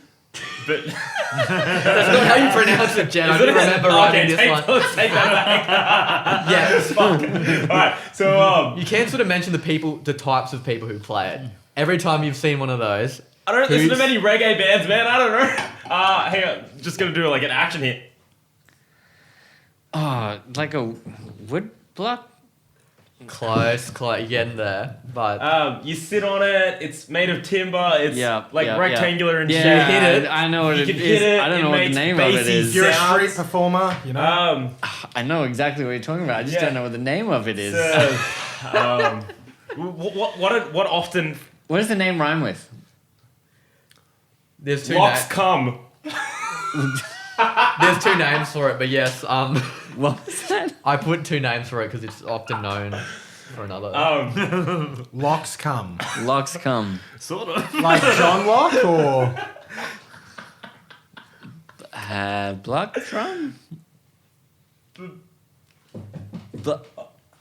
Bucks drum? Yes. I feel like that's pretty good. This is a yes. Yeah, all right. We'll say that because that was a tough one because we're accidentally playing on hard mode because all our easy cards disappeared off in the blue. All right, so you're 2 for nothing. But here we go. Yeah, this is what Jen means by I'm bad at this. Alright. Yeah, I definitely wouldn't have been able to do the first one. They grow out of the ground after it rains a lot. Mushrooms. Yeah. There we go. That was an easy one. Yeah. I thought we'd do this. Yeah. All right, keep that one. Yeah. Fucking love mushrooms. PCB. Like an awful... I used to hate mushrooms as a kid, like just to eat. Yeah. And then... but I always loved the stroganoffs, but I'd pick them out. And now... Fucking just give me every single mushroom known to man. It's fucking just good. I mean, I love the non-psychedelic mushrooms quite a lot. In I like just about all. any type of food. Tipplers, Yeah. fried mushrooms. Yeah. Just imagine there's a hole and you're falling into it. Oh, ketamine. There you go. We're into it now. All right, great, excellent. My mate literally was like, that we're going to party with tomorrow. He's like, do you want me to get you a bag tomorrow? And I'm like, oh, it's been a while. I fucking said no, though. I want to save some dollars. But damn, I wouldn't mind some ketamine. I once went to a party in Leeds and there was all this ketamine getting around and one dude was on it and he fell over in front of... So, like, every time I'd go into a conversation with someone, he'd be in the room and he'd just fall over face first. And I'm like, is that guy okay? And he's like, yeah, he's just had a lot of ketamine. And then when we left that party, we opened the front door and we're like, all right, thanks for having us. See you later. And then we had to step over that guy. He just... I don't know, it does not seem like a party drug to me. No. Little bumps? Yes. It's Yeah, kind of a like lot- being a a lot little no, drunk, but a definitely lot fuck no. I remember I was at Rabbits But- Eat Lettuce once, and the people that were camping next to us, I made really good friends with them straight away.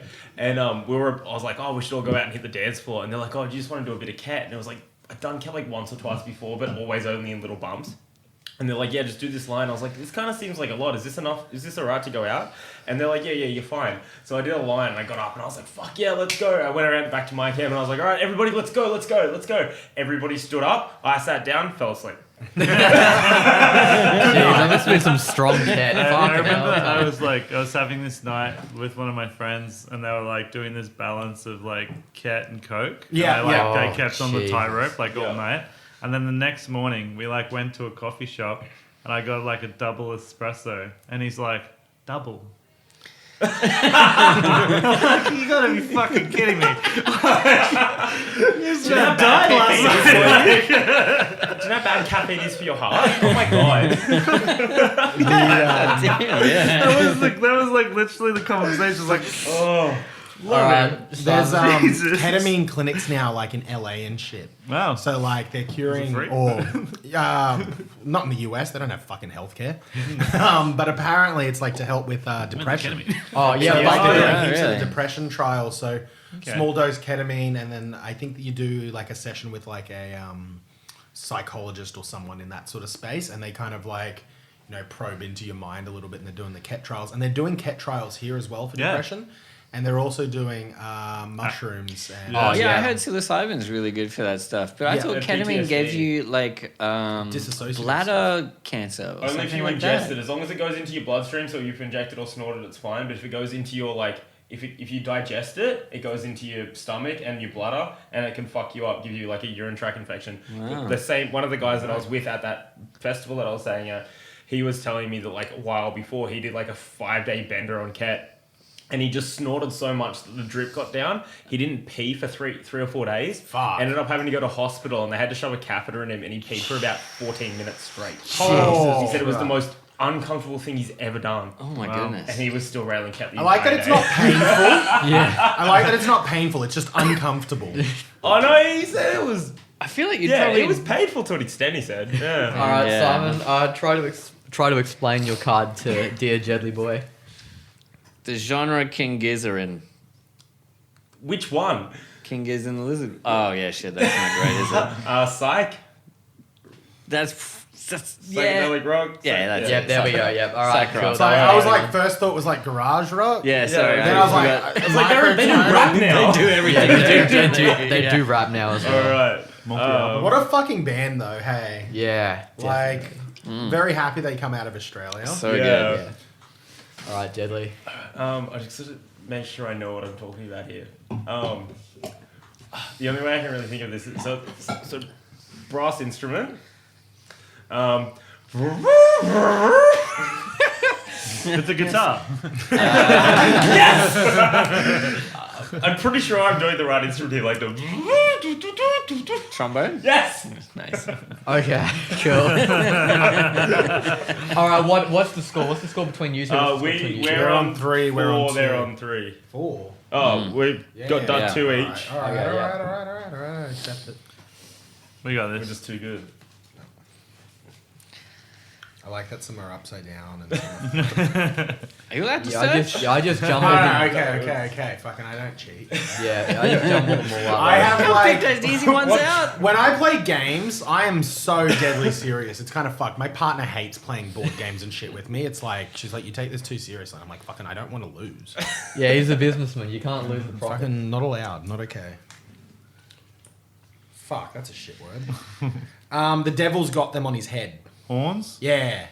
It's horn, but I think... Oh, that's good. Yeah, That's that pretty works. close. Yeah, That that's, shit. All right, yep. Good That's hustle. it. If it works, it works. That was great. Alright. Oh, God. Here So we we're go. going to do one more round? Yeah, we'll do one more round from. Yeah. You're around. I'll give you a round. Around the a reach twist. around. Bob Dylan loves this instrument just for that, like, one song.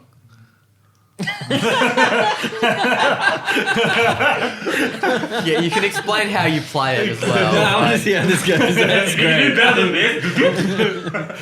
If he was a man, he'd be a man. Oh, I know which song you're talking about. But I don't think he's well versed enough in Bob Dylan. You can explain how it's played. Just imagine that you want to be in a band, but you don't really know what to do, and then everyone's like, "Oh, come and play." A triangle? Close. Oh. It's like the bigger brother of the triangle. People sometimes put it on their foot, and it's awkward at those shows. Indie bands have like 17 of them on stage usually.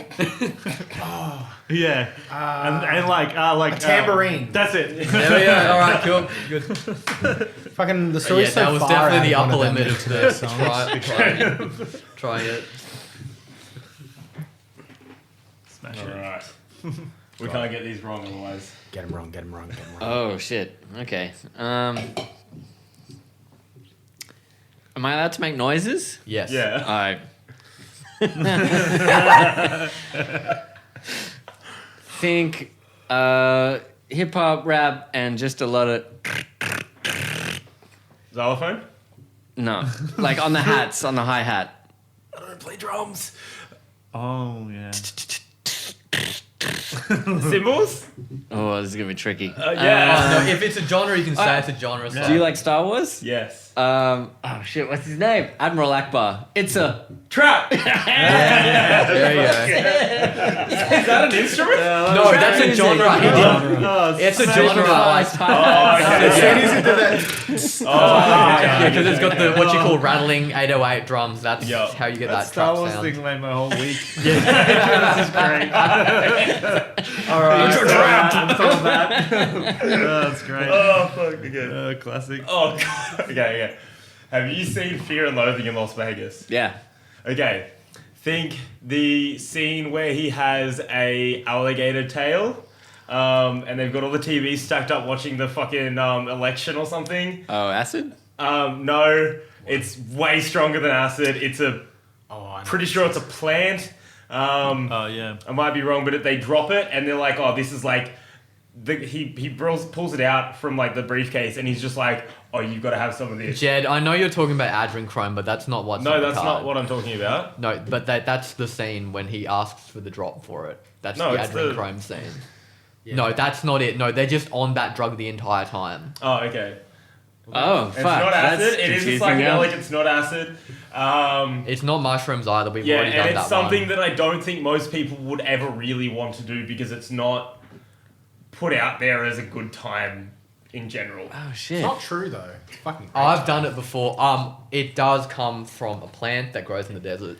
Fucking stop trying to help. Yeah, I it's, know, but that's because it's an that's obscure. a plant. This is an obscure one, so I Oh. will. It's really How not. else to put it. It's Like If ayahuasca you- or something. It's, No, Oh, it's it's not. 3. I'm going 3. I'm fucking It's watching on- it. Yeah, that is your third attempt. okay. So the last part of it would be like, You got a Star Wars reference? give me something else. yeah. So think of something that's untidy, right? So I'm just gonna give this to you in 2 parts. Oh, mezcal. No. It's close, but What mezcal. do you- Mescaline. Yes! Mescaline. Yeah. I've literally got 2 cactuses Yeah. that grow mescaline. Mezcal is One's actually this fucking big. mezcal is actually a type of Tequila. tequila. Yeah. I need a card. Oh, They sorry. beat us, but like let's hang in there. See if you Got can. We'll call this an almost redemption. Actually, because that was a hard one and I sort of helped, we will give Jai one last go. But if Yeah, you don't no. get this, then no, they definitely win. If it's a tie, then we go to a tiebreaker round. Bart Simpson sells this to Millhouse. Soul. Yeah. Yeah. Fucking nailed it. All right, so what are you guys Smashed currently it. Oh, on? wait, I'm not. you. So we have one more attempt. Okay, yep. And if they get it, That was it's a great. tiebreaker and we go again. That Yeah, was really good. otherwise, yeah. That was a otherwise- fucking good line. That came quick. That I was thought you good. were going to say like meth. There's a literal episode of The Simpsons. My head went straight to squishy, and I was like, "No, that's not right." Have you seen the All right. newer seasons of The Simpsons where Homer literally is about to smoke meth? There is a scene where he's holding Yeah, a he's just fucking about- meth yeah. pipe and he's just about to hit it, and then the cops Good, come in, thanks, and man. you're like, Still rolling. "This is a kid's show. Yeah, There that's is too meth far, in maybe. this." I remember they had some morals. Meth, maybe. That's way too far. Yeah, Yeah. fucking That shit- intense. no. Yeah, I'll do one. All right, okay. One last go. I'm just going to say, like a punk band, Leftover. Oh. Crack. That's it. Really? Yeah. Yeah. Yeah, nice. It's a fucking great band. Yeah. Fuck yeah. Okay, so friend we was do like go to Glad that tie. someone else knows leftover. Yeah. I was. All right, so So how what did we we do do the this? tiebreaker is you read out the card, Yeah. and we all have to try and guess whoever guesses first gets it. All right. Oh, let's fucking go. Nice. Yeah. This way it's fair. Good for comeback. You Alright, guys here we got go. that on Fuck, I like gotta- one guess each. Yeah, that was fucking great. synchronized. Shit. Fucking leftover crack. I haven't heard that fucking We band call- name in so long too. We My kept really good saying friends referring used to to these play as the bass. hard cards, but Nah. we're all getting them right. I like some of those like Quinton, really cover it up, fringe cover it up, intense cover it up. punk Oh, yeah. bands. Yeah. One, The Scam, I think they're Yeah, called, yeah. from the Goldie. Yeah, They have yeah. a song called Gold Coast Police, and it just Yeah, goes, cool. "Don't trust Gold Coast Police." It's fucking sick. Sick. Okay, so this is the damn. so this one is the The regular. ultimate tiebreaker. This is the tiebreaker round. Jed's penis. This is an instrument. It's Jed's the penis. original version of the instrument that I play. It's often found in orchestras. It is- Violin? Double bass. No. Oh, there you go. Here we go. Fuck! Yes. Boom. All right, so so Simon and Jed have just won. So do we have any hot sauce?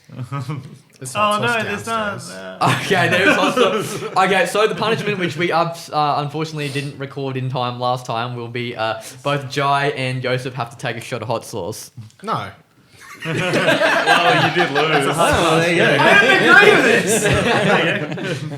Yeah, you signed a waiver for OnlyBands. No, I didn't. No, you didn't. But Okay, so anyway, back into the questions. I think question I've definitely I've wanted to ask to both of you. Can you remember the first gig that you ever saw and what was it like? And also, is there a gig you've seen that made you, want to like chase music essentially? Well, we know yours. Was that Living End? Yeah. Yeah, and I know a Chase Music gig. The very first tour we ever did, we toured with this band called Free Agent Crew, and they were like a hip hop band, and it was called Bomb the Genre Tour, and we accidentally booked like a Nazi punk band in Canberra. Which How long did that take you to realize? Like Yeah, one when- show? I mean, they were called Oi something, so Yeah. I don't know. We Oh, were so like, they were sort of like Oi the fucking genre. So you thought Yeah. it was like that? Yeah. we just thought they were a punk band, but Yeah. we were like, honestly, we were like essentially children or kids or whatever. And then, so literally nobody came. Like not even one person came to the show, which is excellent, really, in hindsight. But this band played called Free Agent Crew, and they were from Wollongong, and they just like were fucking amazing, and they just totally punched it with just the bands watching them, and it really moved me. So I was like, you can just kind of do this, and you can make like 10 fans just out of the people standing there who will go and bring like another 30 friends to the next show. Mm-hmm. And that was like a moving moment for me watching a band. Yep. Sick. What about you, Simon? That's rad, man. Frehnzal Rhomb came and played Bundy. Yes. Oh, yes. Yeah, that was awesome. Fuck That's yeah. great. I saw Frehnzal Rhomb just the other week at Full Tilt. That was fucking sick. Yeah. Like every time I see him, I'm like, how do I forget that they're this fucking good? They're the Australian Ramones. Yeah, definitely. When they don't play anymore, everyone will miss them and be like, "Wow, we had something so amazing." special, yeah. I played with them when I was 15. Like, Oh, wow. Frehnzal? Yeah, and it was at the Waterloo Hotel, and I'd never been like able to drink in a pub, obviously, before, and I was like, oh well, I'm in the band, I can probably give it a go. And so I went up and got a beer and like had a half a beer, and then the security guard pretty much just picked me up by my shoulders and threw me outside. And at that point, I didn't actually own a mobile phone or anything, and I remember going to like the backstage where you load in area, trying to convince them that I like played in the band that was opening for them. Yeah. And took a lot of convincing because I looked like a little kid. And then I got on stage and I like jumped on stage, and was sort of my like second show with this band that I loved. And I played the complete wrong song. For the first song. That is awesome. Especially if everyone's still not convinced. It was so bad. Like, it was so bad. It was a shocker. When we I had never never even nice considered though. that could happen. Like, if, like, say you guys got up and then Shane started playing Like People and you started playing, like, I don't know, one of the other songs, and you're just like, who would stop first? Who would notice quicker? Oh, it depends on the song, I guess. I was but playing bass. it's not going to be good either way. We were like a three-piece band, and I remember like I was playing bass, and I just remember I can feel it. Like the singing guitarist, he was like 4 years older than me, which felt like 30 years at that point in life. And he just like looked over at me like, please stop. Like, learn the song. Honestly, not end of the world. Kirk Hammond constantly fucks up. So does fucking Lars from Metallica. Yeah, like, there's a video of Lemmy, he was, definitely old and, unfortunately, getting on in the years. Like, he starts out with playing Overkill when they were actually going to play Ace of Spades, or like the opposite, when they're actually fairly similar songs, especially They're the bass both, part. Yeah. But like, he sort of just has to like turn it around mid fucking song. He goes from like the wrong song to the right song, just mid fucking song. And It's a medley. Yeah, exactly. And then, yeah, exactly. They were like, yes, we intended for that to happen, and they just walked off stage. Thankfully, it was the last song, so But yeah, no, it definitely happens. It happens at whatever age, whether you're young or whether you're fucking ancient like him. Yeah, look, it always makes for a good story. Yeah, exactly. When you come on the OnlyBands podcast. When we have That was Frehnzal funny. Rhomb on, we're gonna be like, so do you remember this obscure gig at this, at this place? Do you remember when they They played the wrong might do, song? they've got terrific memories. Like, Yeah. Lindsay came and watched our band play, like, I don't know, like 5 or 6 years later. And we were supporting this band I love called Against Me. And, and he was like, oh, you're from that band. And I was like, that was a really long time ago. I barely that was remember my you. second show. Yeah. Yeah, no, they're pretty cool. good like that, those guys. I drove out to Toowoomba to see them once. They were doing like a regional tour, and I was like, fuck, they're not coming to Brizzy. What do you mean? And I drove out to Toowoomba by myself and went to the Spotted Cow and I played that a they few times. had Clowns supporting them Yeah, and it's great. fucking sick. Awesome. Clowns is the one band I have seen so many times just as a support. I've never caught their headline, but Yeah, I've the seen same, them yeah. like 8 times. I don't know why they're not bigger in Australia. It blows my mind. Like Same here. I think they're one of the best punk bands in Australia. they like, are. far And out. someday, everyone will figure it out. But Till because then. Europe's figured it out. Yeah. But, Yeah. yeah. Keep in mind, over in Europe, they really love their punk stuff. The Cosmic Psychos, they were speaking on their documentary once. They were like, yeah, so over here in Australia, this is before, I guess they got, even just like semi-big for that little bit. But they were like, yeah, so we were playing to literally no one here. We'd be lucky to get shows at the fucking, country fair. We go over to Europe, we're playing these like big packed shows in these huge underground clubs. Yeah. And just people in Europe, they really love all the Metal punk and stuff, punk. a lot of the metal stuff as well. There's so many bands here who are like metal bands who aren't, they could sell out, I don't know, like maybe the Crowbar back in the day. In Australia, they go overseas, like sold out, like at least Triffid level fucking venue. How Yeah. does DZ go in Europe? We kind of just like You do a lot most of in the UK. venues are like 200 to 500. Yeah. Still How good many shows are shows. you So, I playing mean, on it's a Euro killer. tour? Yeah. Sorry. How many shows would you play on a Euro tour? Oh, you can play every night. So like you can go over there and you can do. We usually cap our tours about 3 weeks. So and we play pretty much every night. So it's shit. Yeah, like 20. You probably do like 25 shows. Does it get to a point like 5 shows in, you're like, maybe we shouldn't drink for a week? I Or do mean, you just, it like power through It it? depends. Like if you're doing literally just a straight 3 weeks or 21 days, you probably got 2 days off. So maybe you will drink every night. It's hard not to because they give you they treat you so well in Yeah, Europe. They yeah. give It's you really cheap nice as fuck riders. piss too. It's all free. Yeah, and they that's it. treat like even if you're playing to like 5 people, they will give you a full rider. Yeah, sick. But if you're doing anything, if you're doing up to like maybe a month, like 30 days, then I don't know, you have a few days You've off. got to stop. But it's kind of like, it depends, man. It depends on the tour, who you're touring with. If you're touring with like a really fun band and that the thing is going out getting blind every night, then Yeah. fuck, you just do it. But whatever. power What's through your it. favourite country to play in apart Australia? Because it's obviously Australia. You say that, but Yeah, is I it? think the US. Like Yeah. we play. It's our No, second let's biggest. let's not even say continent, right? Let's just say a specific place, a state, a city, It's a the best venue show you've ever played. Oh, outside of Australia. it's not our best, but I always love Amsterdam because it's Yeah, just fun it's- as fuck. Yeah. We have a tradition there where we just go get.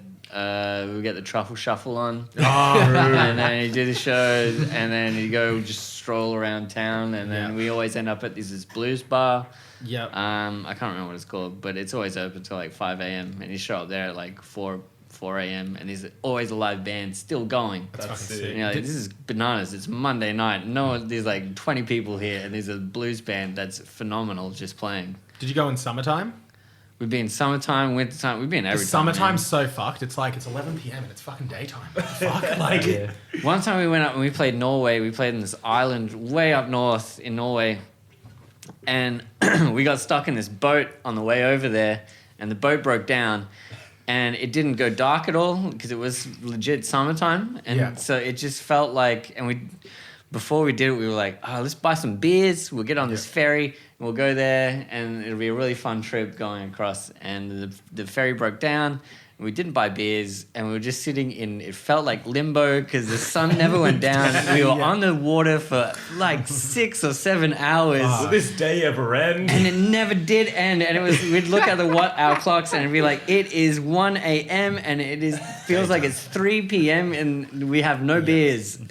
Oh. when I was in Amsterdam, I was always like, "What time do you go out? Like, it's not nighttime." Yeah. Like, Iceland's the same. Like you'd Yeah. leave clubs at 3 a.m. and it'd Fine. feel like it's oh yeah, it's morning. like dusk. That's Yeah. why But- the Euros party's so much. Yeah. How about yourself, Jai? Where'd you love playing? I mean, I haven't played heaps outside of Australia. Like we recently did the Canadian tour, but I think I actually, believe it or not, love the Sunshine Coast the most because Okay. the music community there is like really beautiful, and you can play like house parties and all of that, and it's a bit more regular than in Brisbane, like with that kind of stuff. I did like this place we played in Canada called Hamilton, was like the top of this really old. This was like building built in like the late 1800s. So it was like a haunted house. Oh, mad. But all the people there were really sick. Like they just come out to watch music. Like I mentioned it to Simon earlier today. But like a bunch of people just came out to this show because they like the names of the bands. Yeah. You know, I mean, I don't think that would probably happen in Brisbane. People aren't as committed to watching live music in that way. So yeah, I really dug that. Thought it was pretty cool.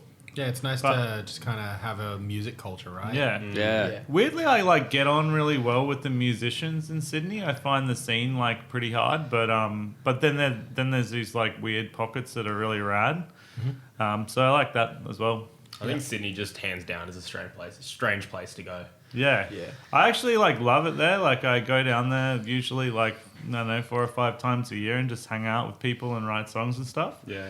I think there's heaps of really good musicians there, just per chance, probably because there's so many fucking people there. I don't hear people talk too much about Sydney music other than EDM. I always hear Melbourne as the place people talk A about lot of the music. Sydney Really? bands. See, I don't like Melbourne at all. Really? I've like had like I'm about the only person in the living fucking world that hates that place because I have had so many poor experiences in Melbourne that I just don't love it. I remember my wife like came down for a tour, like just to watch that one show in Melbourne on a tour, and I've been rattling on for years how much it sucks. And we get in this like Uber with all of our shit, and we're like in the middle of nowhere, and the Uber just pulls over and goes, "Yeah, I'm just gonna stop now." What? Yeah, and we like had to get all our shit out of the I just car. wouldn't move. Jesus. I'd just be Yeah. like, fucking make me, bro. Yeah. Yeah, we get all our shit out in the middle of nowhere, and we like put it all back into this new Uber, and then we go to this venue we're meant to be playing. We're like lined up to buy food, and then it gets to us, and then the lady serving everyone is like, "Oh no, when the kitchen's not open." Jeez. And I was like, "See, Yeah. this place fucking sucks." Yeah. This serves as a pretty good transition into the question. Actually, I want to ask, what's the dodgiest gig that you've ever played? Oh, I like very first tour I ever did, like this Bond the Genre thing. We played this place called the Lucky Country in Newcastle. And Love Newcastle. Yeah, well, I do too, but I do now. I didn't used to. So anyway, we're going to play Lucky Country, and the venue manager pulls me downstairs, and he's really upset that we've got this hip hop band, and he's like telling me how they can't play, and this is a punk only venue. And I'm not kidding you, there's like an NWA film clip on in this bar. You can't make that up. And I'm like, yeah, okay, well, they're going to play anyway, so, you know, go fuck yourself. And then we went up and went to go to play this show. All the punks were like, really, they're all these like stereotypical arsehole old punks. And they hated us so much. Spikes, mohawks. Yeah. It was like, yeah, really like obvious. And then when we went to get on to play, and this is the first show we've ever played outside of Brisbane, a line of about 10 punk dudes stood there giving us the finger, like back turned to watching us play. And about two songs in, they smashed and kicked in all our guitar amps, smashed all of our shit. We had to literally run out of Newcastle. Jesus So yeah, that Christ. place sucks. And then and we were meant to be staying there too, you know, and we did the silly thing of bringing everyone we've ever known on this tour. And we were staying upstairs at the Lucky Country, and every single door was smashed in, and like it was just full on like a fully functioning terrible place. Pretty much a crack house in a venue. Yeah, essentially.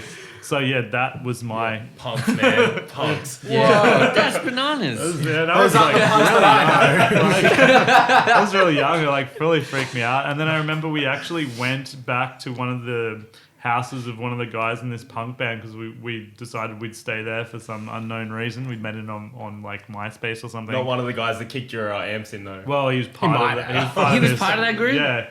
And we didn't know where we were going to stay, you know. And so anyway, we parked our car in his garage, and he was like a violent idiot. So we decided we'd like quietly leave. And I had put the guitar rack that like all the guitars sit on top of the roof of the car. And as we were driving out, I'd forgotten, and we like smashed into the. We were trying to do like a Fucking silent hell. exit. And anyway, I dear. smashed into this roller door and it dropped on the ground. Like the whole roller. The So you whole smashed thing into a was roller so door and you loud. smashed the It was guitars. so loud. Wait, And were then the it guitars came on the down, rack? no, it was just the guitar rack. It was just it the was rack. alright. It was like Oh. this plywood thing. Yeah. But it smashed this roller door and then like it hooked it off the hinges or whatever it was on. Did you just It was leg it? so loud. Yeah, the guy came down screaming and because we were trying to secretly leave, you know. Yeah. So what happened? You just floor it and you get out of it? We didn't play Newcastle. Wow. Truly, we didn't play there again for like 5 years because we were so scared. Wow. And then when we played there the next time, they like the Lucky Country was like it's like a movie. It was just a pile of bricks on the ground. It was like rubble. Like they destroyed it. Punks, man. Well, at least you know. I've got a great photo of it actually. Could make a good postcard. Safety. Send that through to us. We'll post it on our I will. Yeah, Instagram. if you like. Yeah. What about you, Simon? What's the dodgiest gig you've ever played, either here or overseas? Oh, you know, actually, on that Newcastle note, the first time we went there, we were like, "Oh, is Newcastle really that glassy?"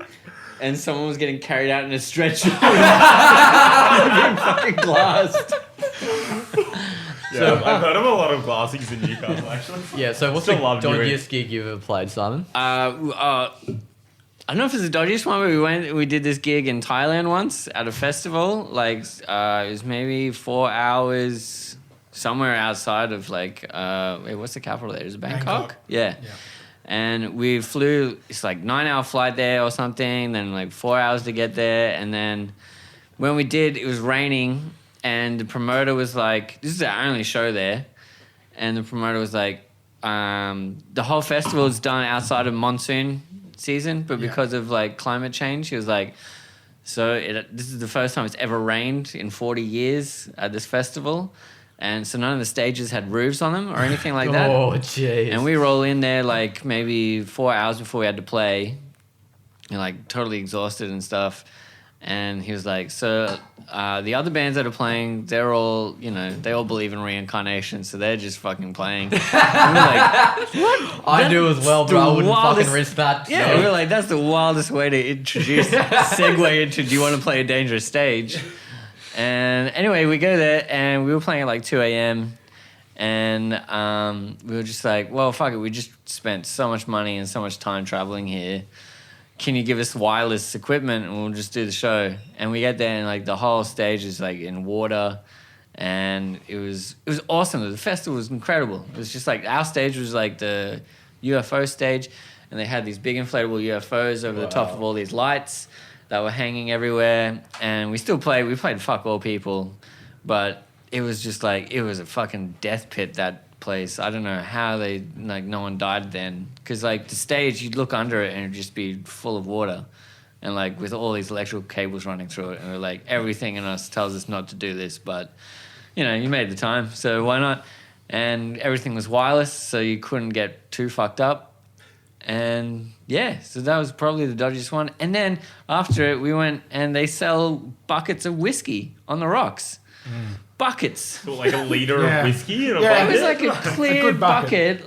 probably like with a 2-liter capacity. And they would just pour like a bottle of whiskey in there and put as many straws as you were at the bar with. You know, like, so if you went the up buckets to in Thailand are fucking wild, with aren't like they? 3 friends, they just put 3 straws in there and we drink it. And then we had this group of like these Thai girls who were like our liaisons from the festival, and they took us back to our comm, which was like all these big like motel sort of thing, and we sat out on the lawn drinking with their mothers till daybreak, and they were fucking hardcore. Like, I remember we got drunk under the table by them. We were just sitting up till daybreak drinking shot for shot with their mums until eventually someone rolled in with a little mini golf cart and was just like, all right, dudes, you gotta go. We gotta take you back into Bangkok in like 4 hours or something. You need some sleep. And we were like, and then we just grabbed onto the thing and they dragged to our rooms. Yeah, just carrying And you they back just- to the airport. They just stayed up drinking. It was incredible. That's nuts. Something I wanted to ask. When we had Mikey on here, he was telling us that when he was in some of the, I think it was like the western states of the US, they were playing some shows, and like he said that it happened a bunch of times in like Texas and stuff like that, where you'd see a massive circle pit opening up, but instead of pitting, people would just be kicking the shit out of each other. Did you ever experience anything like that? Like full punch. Oh yeah, no, they're big on the fucking pit karate over there in the US. Like if you've ever seen a fucking even like an extreme metal show, or even just a fucking hardcore Yeah, but it's show. Violent like- Soho. Yeah, I know, but no, that's how they mosh, Jed. Like you know, obviously being Americans, they have to harm each other as much as fucking possible. Yeah, at You bring times, an AK? Okay. it's never been that violent. No. True. I mean, they've always. I don't think we played the same sort of. They toured with some pretty heavy bands, I think, over there. Oh yeah, they were Yeah. touring constantly. Yeah. The bands we toured with and the shows we did, everyone was like super chill. Well, not chill, like there was still mosh pits and people Yeah. crowd surfing, but it was the same sort of vibe. Like in Australia, everyone's like friends and like someone falls down and you pick them up, you know, Yeah. that sort of vibe. Everyone's still having a good We time. should make a shirt. Someone falls down, you pick them up. Like that's just a good Well, quality. I used to want to get like Pit Crew. Yeah, yeah. Oh, we've Pit talked Crew. about this We talked before. about setting up a charity called Pit Crew. Yeah, that's And it'd great. be like the Red Frogs of gigs. Nice. So Yeah, you just yeah. jump in the pit and throw everybody around, but as soon as somebody falls over, you got 5 guys that all separate everybody and pull everybody up the Yeah. ground. My thought was, how could you be paid to go to gigs and go in the pit? And I was like, well, if you set up a charity, you can have the deductions go into like the employee being at that gig, and I could be the employee. Yeah, and get a sponsor on board to put on Yeah. the shirts. Yeah, That's it. genius. Like the checkered flag pink shirts, like the Yeah. high vis checkered flag. Yeah, yeah. I was Pit thinking Crew. something high vis. I've always thought like a great photo series would be like I love watching people's faces right after they finish crowd surfing. Yeah, Because yeah. they're all so different. Like Yeah. sometimes people are like elated and other times people are like crying and Super terrified. overcome with I'm euphoria. always elated, definitely. Yeah. Yeah, I often like sit like on the barrier and just watch because I find it really interesting. Yeah, just like that face of like 5 minutes of euphoria. You're just like, oh my god, what the fuck just happened to me? Yeah. Yeah. Yeah. But I've got an interesting question for you guys. Music has kind of evolved to me in terms, because like I come from I'm a web developer, but I kind of come into a marketing background now. And I look at like music marketing and that kind of interests me. I haven't seen DZ Deathrays on TikTok, right? But I'm noticing all the bands that are starting to move towards TikTok and trying to build that personality. How do you guys feel about, having to expose yourself more to be able to build a fan base? Through social media. Like, it seems like that's changed quite a lot in the last, 4 or 5 years where that's become so prominent. I think it depends on the person. Some people go in it as a personality, and that's their whole thing. Other people just go into it because they like making music. But I don't want to make... TikTok always feels like quantity over quality. Yep.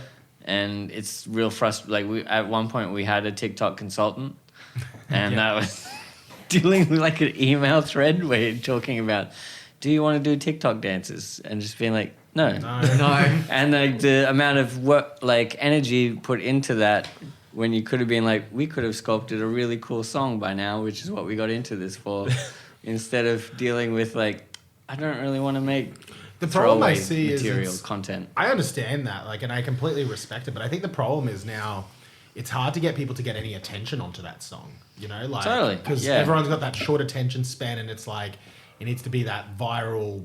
I mean, you look at Dance Benny. sort of She thing. blew up because of TikTok. Benny? She's a New Zealand Yeah, pop singer. yeah. Yeah, she's awesome. But it works Yeah. really I saw her well at the for some music hall people, and- earlier this year. And she literally just, one of her songs became one of the most popular TikTok songs for people to dance to. And then she's just blown up from she went on Triple J on Earth, blew up all over Triple J, and then she's now just selling out the music hall in like a day. Yeah, I think massive. it depends on the person for sure. Yeah. For us, we're just not that. Yeah, you're not that. Funnily interested. enough, so at where I work at Tipplers, our social media managers decided that we should do reels or TikToks for work. So we had a camera crew come into work the other day, and me and my boss Jackson had to do all of these shit.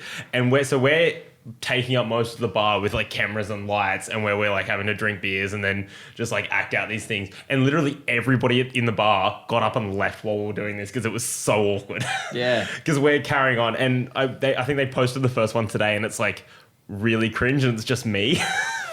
I saw it the other day. Jed, if we're ever doing TikTok for OnlyBands, it's probably just going to be footage of us talking shit around this table. Yeah, or just pretty doing much. something Once we get fucking cameras, stupid. yeah. Yeah, exactly. I could never stand to fucking script something like I heard. No, you it's did cringe. in I'll fucking show you TikTok. after this. I'll show you. Yeah. It's Some cringe. people on TikTok they fucking crush, and you're like, that's amazing. Hell yeah, Yeah. that platform is designed for these people. But And then others were like, Look, oh, if fuck, it's OnlyBands just a does bit TikToks, it's just going to be a TikTok of when Shane said before, that's bananas. we had one that was really good, and it was literally our TM, and he was opening a car door, and it was so close to someone's windshield, And I think that got the most hits. I think that got something like 50,000, and we're like, wow, that's cool. And all the other ones that we actually tried to do something on got like 500 or something, if that. Yeah. I weirdly like it. Like, I kind of think it's cool. Yep. Like, I think it's actually a creative outlet, and like, if you don't look at it in the lens of like having to make it a punish to do it, it's actually really fun. As long as you take some sort of Content solace in it. creation in itself, I generally find it's quite a fun it's time. actually not that different to like writing songs.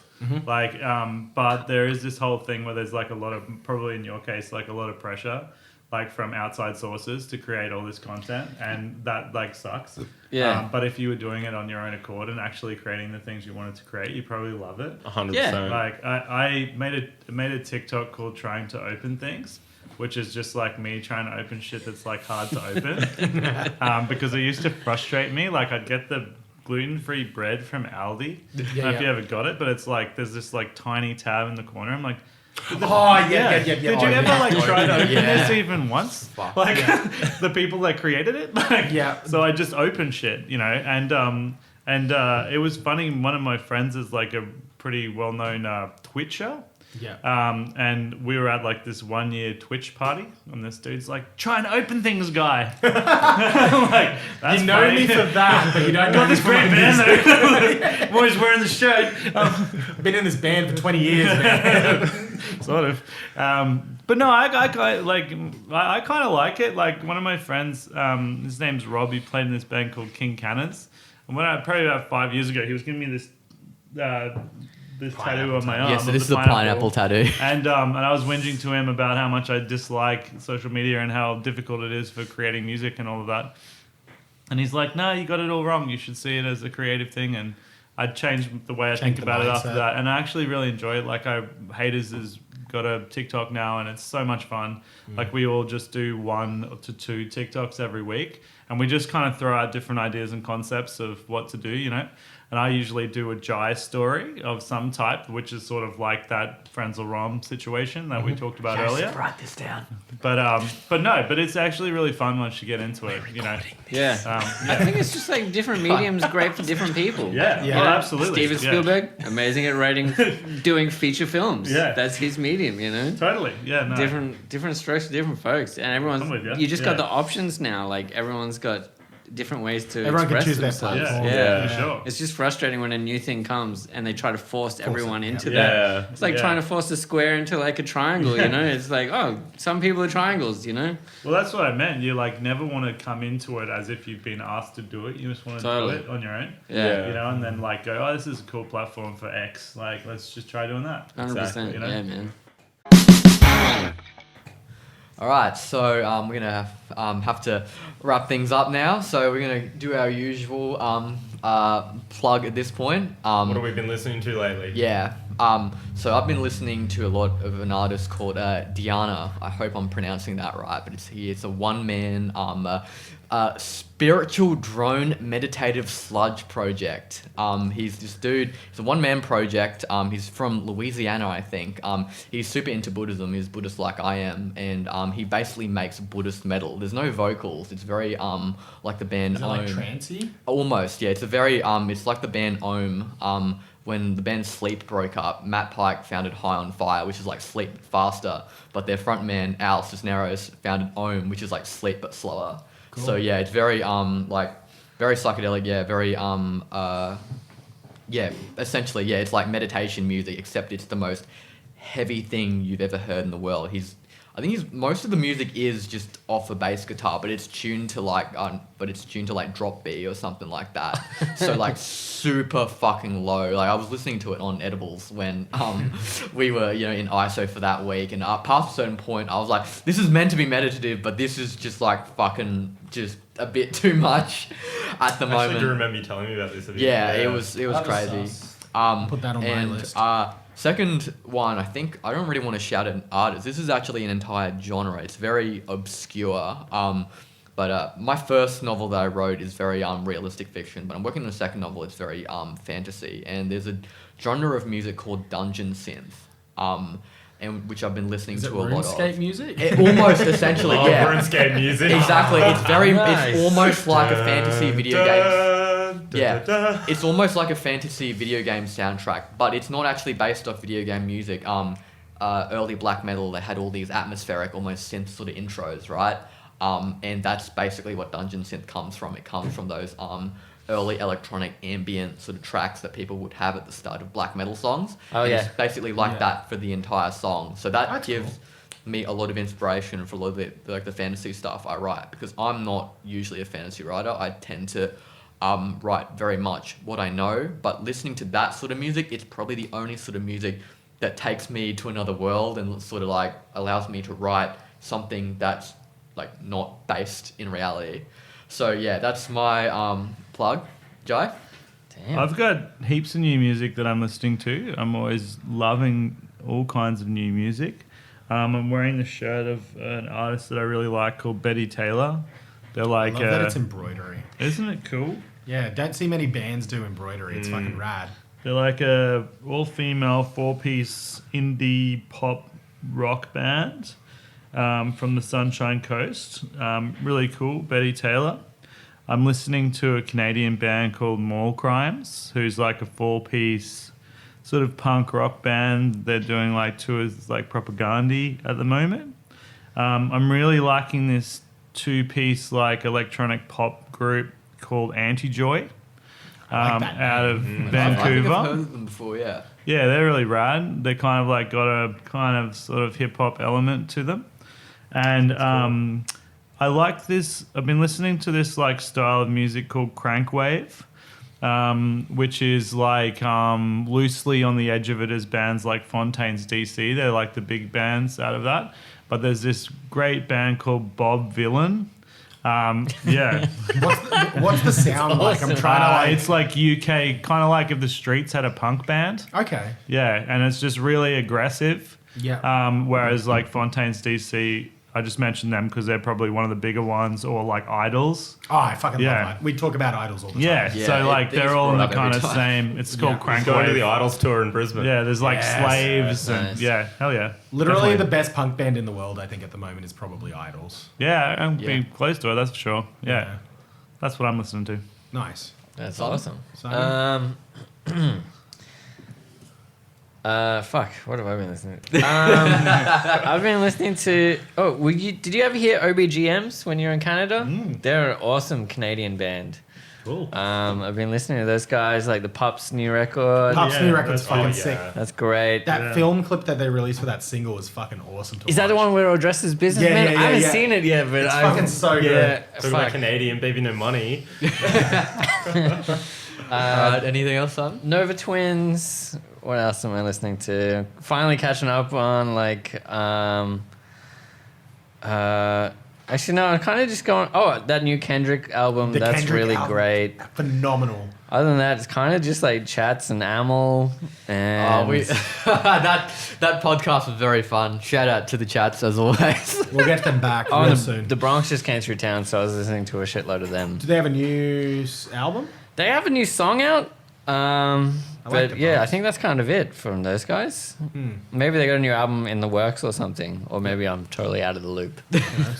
I love the Bronx. They're fucking great. Yeah. Yeah. sick. They were on Year of the Dog, yeah? You had the Yeah, we front got man. Matt on Year of the Dog. Yeah, He's what amazing. is Year of the Dog about? I always thought it was about that time where you just were sort of coming off Black Rat, but like Bloody Lovely wasn't quite recorded yet, so you just were sort of in limbo. That's how No, I Year sort of the Dog was interpreted just it. about getting dogged. That's it. Yeah, That's well, what I that whole related song's to it because about.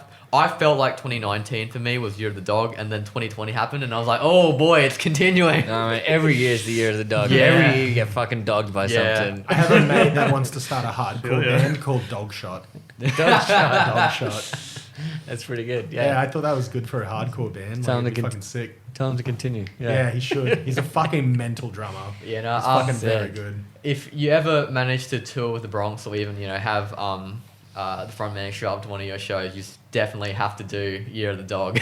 Yeah. Well, shit, we've toured with them a few times. That's before. But yeah, that's how All we right, managed next to time get it's them gonna on, happen, yeah. Simon. So just before I get into this, I just had the thought that I feel like I think it only got mentioned once this entire night. We never really got to talk about Total Pace. Oh yeah, I that's feel one like of the we really questions. did, It's yeah. like, how did Over Total that. Pace start? That's one of the questions. Oh, shit. Yeah. I had some punk songs that didn't sound like DZ, and Oh, Henry was taking photos for us when DZ was recording a record, and I had like 2 or 3 of these songs sitting around. I was like, "Do you want to make a punk band or something in Brisbane? Because when we're not touring, because Soho would not be touring as well." And we're like, "Well, what the fuck are we gonna do? We should go do some gigs or something." And then that's kind of how that started. And Matt was also doing the same thing, and we were like, "Who's a really good drummer who's fun to drink beers with?" And Branko, was the obvious choice, and that's how that band started. Yeah. Makes sense. That's cool. That was it. And it's like, how do we hang out and play music and drink free beers? And Oh, I'm glad we got that covered up. No, it just occurred to me that like we completely skipped over that entire part of your career. Oh, yeah. Because like I love Turtle Fest. I've seen you guys a bunch of times. I was trying to get Matt to come to this as well, and because he loves beers and punk music. And actually, I ran into Luke Henry last night. I should have lost him option. as well. Sorry, sixth best option. Oh no, he was. I think you're at least top 3. Come on, give yourself some credit. Hey, you're the one that showed up, so kudos to you. Yeah. All right. The first choice, man. So I've been like really getting into surf trash. They're just quickly reading the thing here. 3-piece alternative rock band comprised of who cares? Trying to see where they're from. Anyway, Wait, Surf Trash? Like, surf trash, yeah. are they from Czech? What? No, I don't know. Are they Czech Republic? But You no, think they're you're different. Australian. I think they're from like Sydney or something. Yeah, they're from New South Wales. Yeah, they're I from New South remember Wales, them but on the they're playing in Brisbane tomorrow, and I'm actually going to see them at the Woolly Oh Mammoth. yeah, you were telling me to go. Yeah, I was thinking about. I'm still Their thinking songs about like it. they're just real surf rock, garage rock, kind of punky kind of shit. But like every single one of their songs just makes me feel fucking good. Cool. Like it's just. I mean, I always say this. Like my favorite kind of music is music that just makes you feel good, music that's fun to listen to, and I fucking love them. Yeah, they were sort of on the. I just like music that makes me sad. Yeah, I mean, look, Haters. so do I, but like I'm it's keen. yeah, but I like sad music that's fun to listen to. Yeah, true. You know what I mean? Like Smith Street Band. Yeah. Like Yeah. sad music, but it's fun to listen to. They were sort of on the That's why I come like up. my Alkaline, right? Yeah. It's tragic, sad music that somehow makes you happy. I've been really Yeah. getting into Alkaline lately, Yeah, good. actually. Yeah. Thank you, Joseph. Surf trash was sort of on the come up, I remember, before COVID happened. And then they were sort of just on the cusp of sort of getting big, and then COVID happened. And I just remember not hearing about them. And then Jed brings them up the other day, and I was like, well, that's a name I haven't heard in a long time. I felt like Obi-Wan Kenobi. Just their lyrics are just, like, they're relatable in the weirdest way. Can't think of anything off the top of my head, but yeah. Surf Just Trash. have a listen to Surf Trash. Look, all my problems over my shoulder, 100% the best songs to listen to. But all of their other songs are great too. All right, Joseph?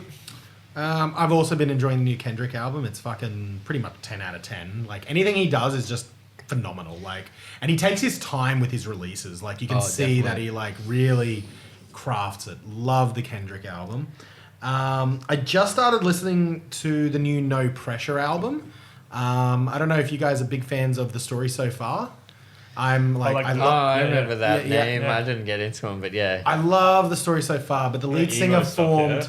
Yeah. It's a pop punk band that has like hardcore influence. They're kind of like the lead singer Parker Cannon. He's kind of just always shouting his lyrics, but it's melodic shouting. It's really, I don't know. I love it. And then their newest album was like kind of went more towards an indie sound, like a bit more wavy and that sort of vibe. So he's still in the band and everything, but he created a new band called No Pressure to still produce like pop punk beats, like really, really rooted pop punk songs. And the idea was, well, there's no pressure on us to perform. So they did that. I got the EP. I even have it on vinyl. I bought like one of 500 and it fucking took like 2 years to come. But I got it. And then they just released the LP and I've really been enjoying it. It's a fucking good one. I like the new Neck Deep song, STFU. There's a fucking NFT reference in it that just cracks me up. I think it's funny. It's like, if I ever fail, I'll sell myself as an NFT. And I'm like, yeah, okay. And then I've really gone back to my skate punk favorites. I'm listening to a lot of Face to Face. Cool. I watched the Fat Chord documentary again the other night, and I'm just like, man, I love skate punk so fucking much. It's just such fucking good music, and I work really well to it. It puts me in like straight flow state. Like I don't think about what I'm doing. I'm just doing, you know, like it just, things get done. Speaking of skate punk, back in year 12, I suffered the indignity of having to go to Chinese school, and I remember listening to June Rats like wherever we were on breaks at Chinese school, and I just remember it being like, yeah, fuck, I really wish I was, doing everything the Junies were singing about rather than, being stuck in this fucking classroom. But yeah, no, like after listening to it on breaks, I just like completely tune out. I'd almost do my work on essentially autopilot. It's just that flow, I don't know, like that steady beat. Yeah. And then other than that, I really love the new Slowly Slowly song, Forget You. I fucking rate them so hard. Like Yeah, they're just saw that probably with Unify a few months ago. So I don't know. I think Benny is just such a beautiful human being, and I really love the sounds that they come out with. And I really like that they experiment with what their sound is. They're not just a pop punk band. I really love that other song. What is it? The synthy song. I don't know what you're talking about. I can't think what it's called anymore. One sec. I'll tell you. It's called Nothing On. Yeah. It's not one of their most popular songs, and people, when I saw them live, weren't fucking respecting it. I was like, this song is fucking 10 out of 10. What do you mean? How dare you not vibe this motherfucker? It's so good, but they're like, no, it's not slowly, bro. And I'm like, but it is so good. It's like an 80s synth pop track that's just fun, dancey, and Just fucking imagining fantastic. you starting that one man mosh pit I during fucking that. smashed people at that gig. Yeah. That, and then This one, everyone hates it. because the Sum 41 Offspring gig got re-announced for December. Fuck yeah. I'm just like, I've been listening to Sum 41. I've Cool. played like so much, and I always am like just in awe. I'm like, how are they this fucking good? How can you be a pop punk band and be this metal? Yeah. It's so impressive, and you try and learn Sum 41 songs, and they're fucking hard to play. Remember doing like it was like this night where it was called Tributorama. Okay. But it was like a 4ZZZ thing. I was probably, I don't know, 25 or something. And everyone was doing like uber cool shit, and we just did like Sum 41. Yeah. And I was surprised at like how hard the songs actually were. They're fucking not easy songs to play. Yeah. It was like really was a workout, like learning those songs. Now, one of my goals and ambitions is towards my mid-30s and onwards, I really want to form a pop-punk cover band where we Cool. cover the songs from, like, our generation. Yeah. Because my thought process was, our parents or, like, the oldies, they go to fucking pubs and listen to, like, Zeppelin and Guns N' Roses cover, AC/DC. tribute AC/DC. And I'm like, what would we listen to? And I'm like, oh, fuck yeah, I want some, like, Soho covers, and I want some Blink covers, and June Rats. fucking some Dunies, and Green Day, and, fucking give me some Panic at the Disco and Fallout Boy. Like, could you imagine as well. like a pop punk cover band that's just got like track after track of all these songs from like 95 to That all of 2005. our kids will hate us for. Yeah. I actually had this moment. I was like playing acoustic for the choir boys. They did like Run to That would've been Paradise. sick. Yeah. And I was thinking about DZ right at the time, and I was no, this is a positive thing because you already have 20 more songs than they do. But I was like, I wonder if all the bands that I love now are gonna be playing Aussie World on Thursday. But they're still playing 800 people, so it's not so bad, you know. What was that festival that Frehnzal are doing at the moment? That was Full Tilt where I was from, but they did. BC said to me, he was like, because we were talking about that festival, like, oh, that looks really good. He was like, dude, I can't wait to wear their age. Hopefully we get to be doing this at a festival. Yeah, me too, man. That was great. Spring Loaded. That was the only Loaded, festival. yeah. Full Tilt was the heaviest fuck festival. That's right, yeah. And the fucking Bennies didn't show up. I was fucking heartbroken. Ah, They fucking partied too hard the night before, I'm pretty sure, and just didn't show up. damn. I was man. fucking crushed. Yeah, and then Jules just pulled himself out of the band. Oh, did he See really? that? Jules is officially out of the Bennies. Really? Yeah. That's a Man. heartbreak. That's Yeah. a bummer. I played with them once at Crowbar, and I hit my head on the ceiling real bad during the show, and just I've crowd surfed pissed there a out few blood times. for the whole set. We've come to that point in the podcast. R.I.P. Crowbar. Yeah. I've said it once already, but yeah. Yeah. No. Crowbar and the Greatest Ceilings are Yeah, we my need to worst bring it fucking back. enemy. We need to bring it back. We're waiting till OnlyBands is big enough that we can start a real petition to bring Crowbar Yeah, back to Brisbane. we're gonna buy back what's now Yeah, the the strip club. strip club. And we'll restore Crowbar to its original state, essentially, and nothing will ever be fucking touched ever That again. was so much fun, that bar. Yeah, it truly We've is. made sad it our that it's mission gone. through OnlyBands to bring Crowbar Yeah. back to Brisbane. It's going to be Crowbar, sponsored by OnlyBands. Yeah, we're gonna launder money through it, somehow. We need to make money to launder it, man. Yeah, we'll get there, Jim. We'll get there. Don't worry. We've money got 101, right? Yeah, make the money first. Make an alternative source of money. I don't think there's a band I've seen more times live than the Bennies. Anytime they would come anywhere near Brisbane, I'd buy like 5 tickets without even thinking about it, not even asking who's coming, and just be like, "Boys, you're coming! Like, we're just going." Yeah. We play with them in this like antique shop called Time Machine in Okay. like I think it was Caboolture. Yeah. And it was really low ceilings, and it was literally like going back through time because there's like 14-year-olds smoking joints and shit. It was really cool, but it was so like low the ceiling that you could like touch it with your hand. Yeah. And like people started crowd surfing, and this like kid that was quite young was like obviously not feeling so good and like spewed on the ceiling. Whoa. And then like everyone had spew on them afterwards. This guy's It was so obviously not close. feeling so good. fuck. No. There was It was great. there was a show. Very rock and Oh, roll. it was Nails. You boys ever listen to Nails? No. Fucking, they're like a power trip band, like fucking really, really heavy kind of grindcore vibes. Cool. Awesome fucking music, really, really cool sound. But they came here and they played like a 28-minute set at Crowbar, like that was it, and they were a headline act, 28 minutes, because every song's about 2 minutes long. And I was with my mate, and he needed to fucking vom. He was Yeah. in the pit, and like things were pretty rough, like heavy gig.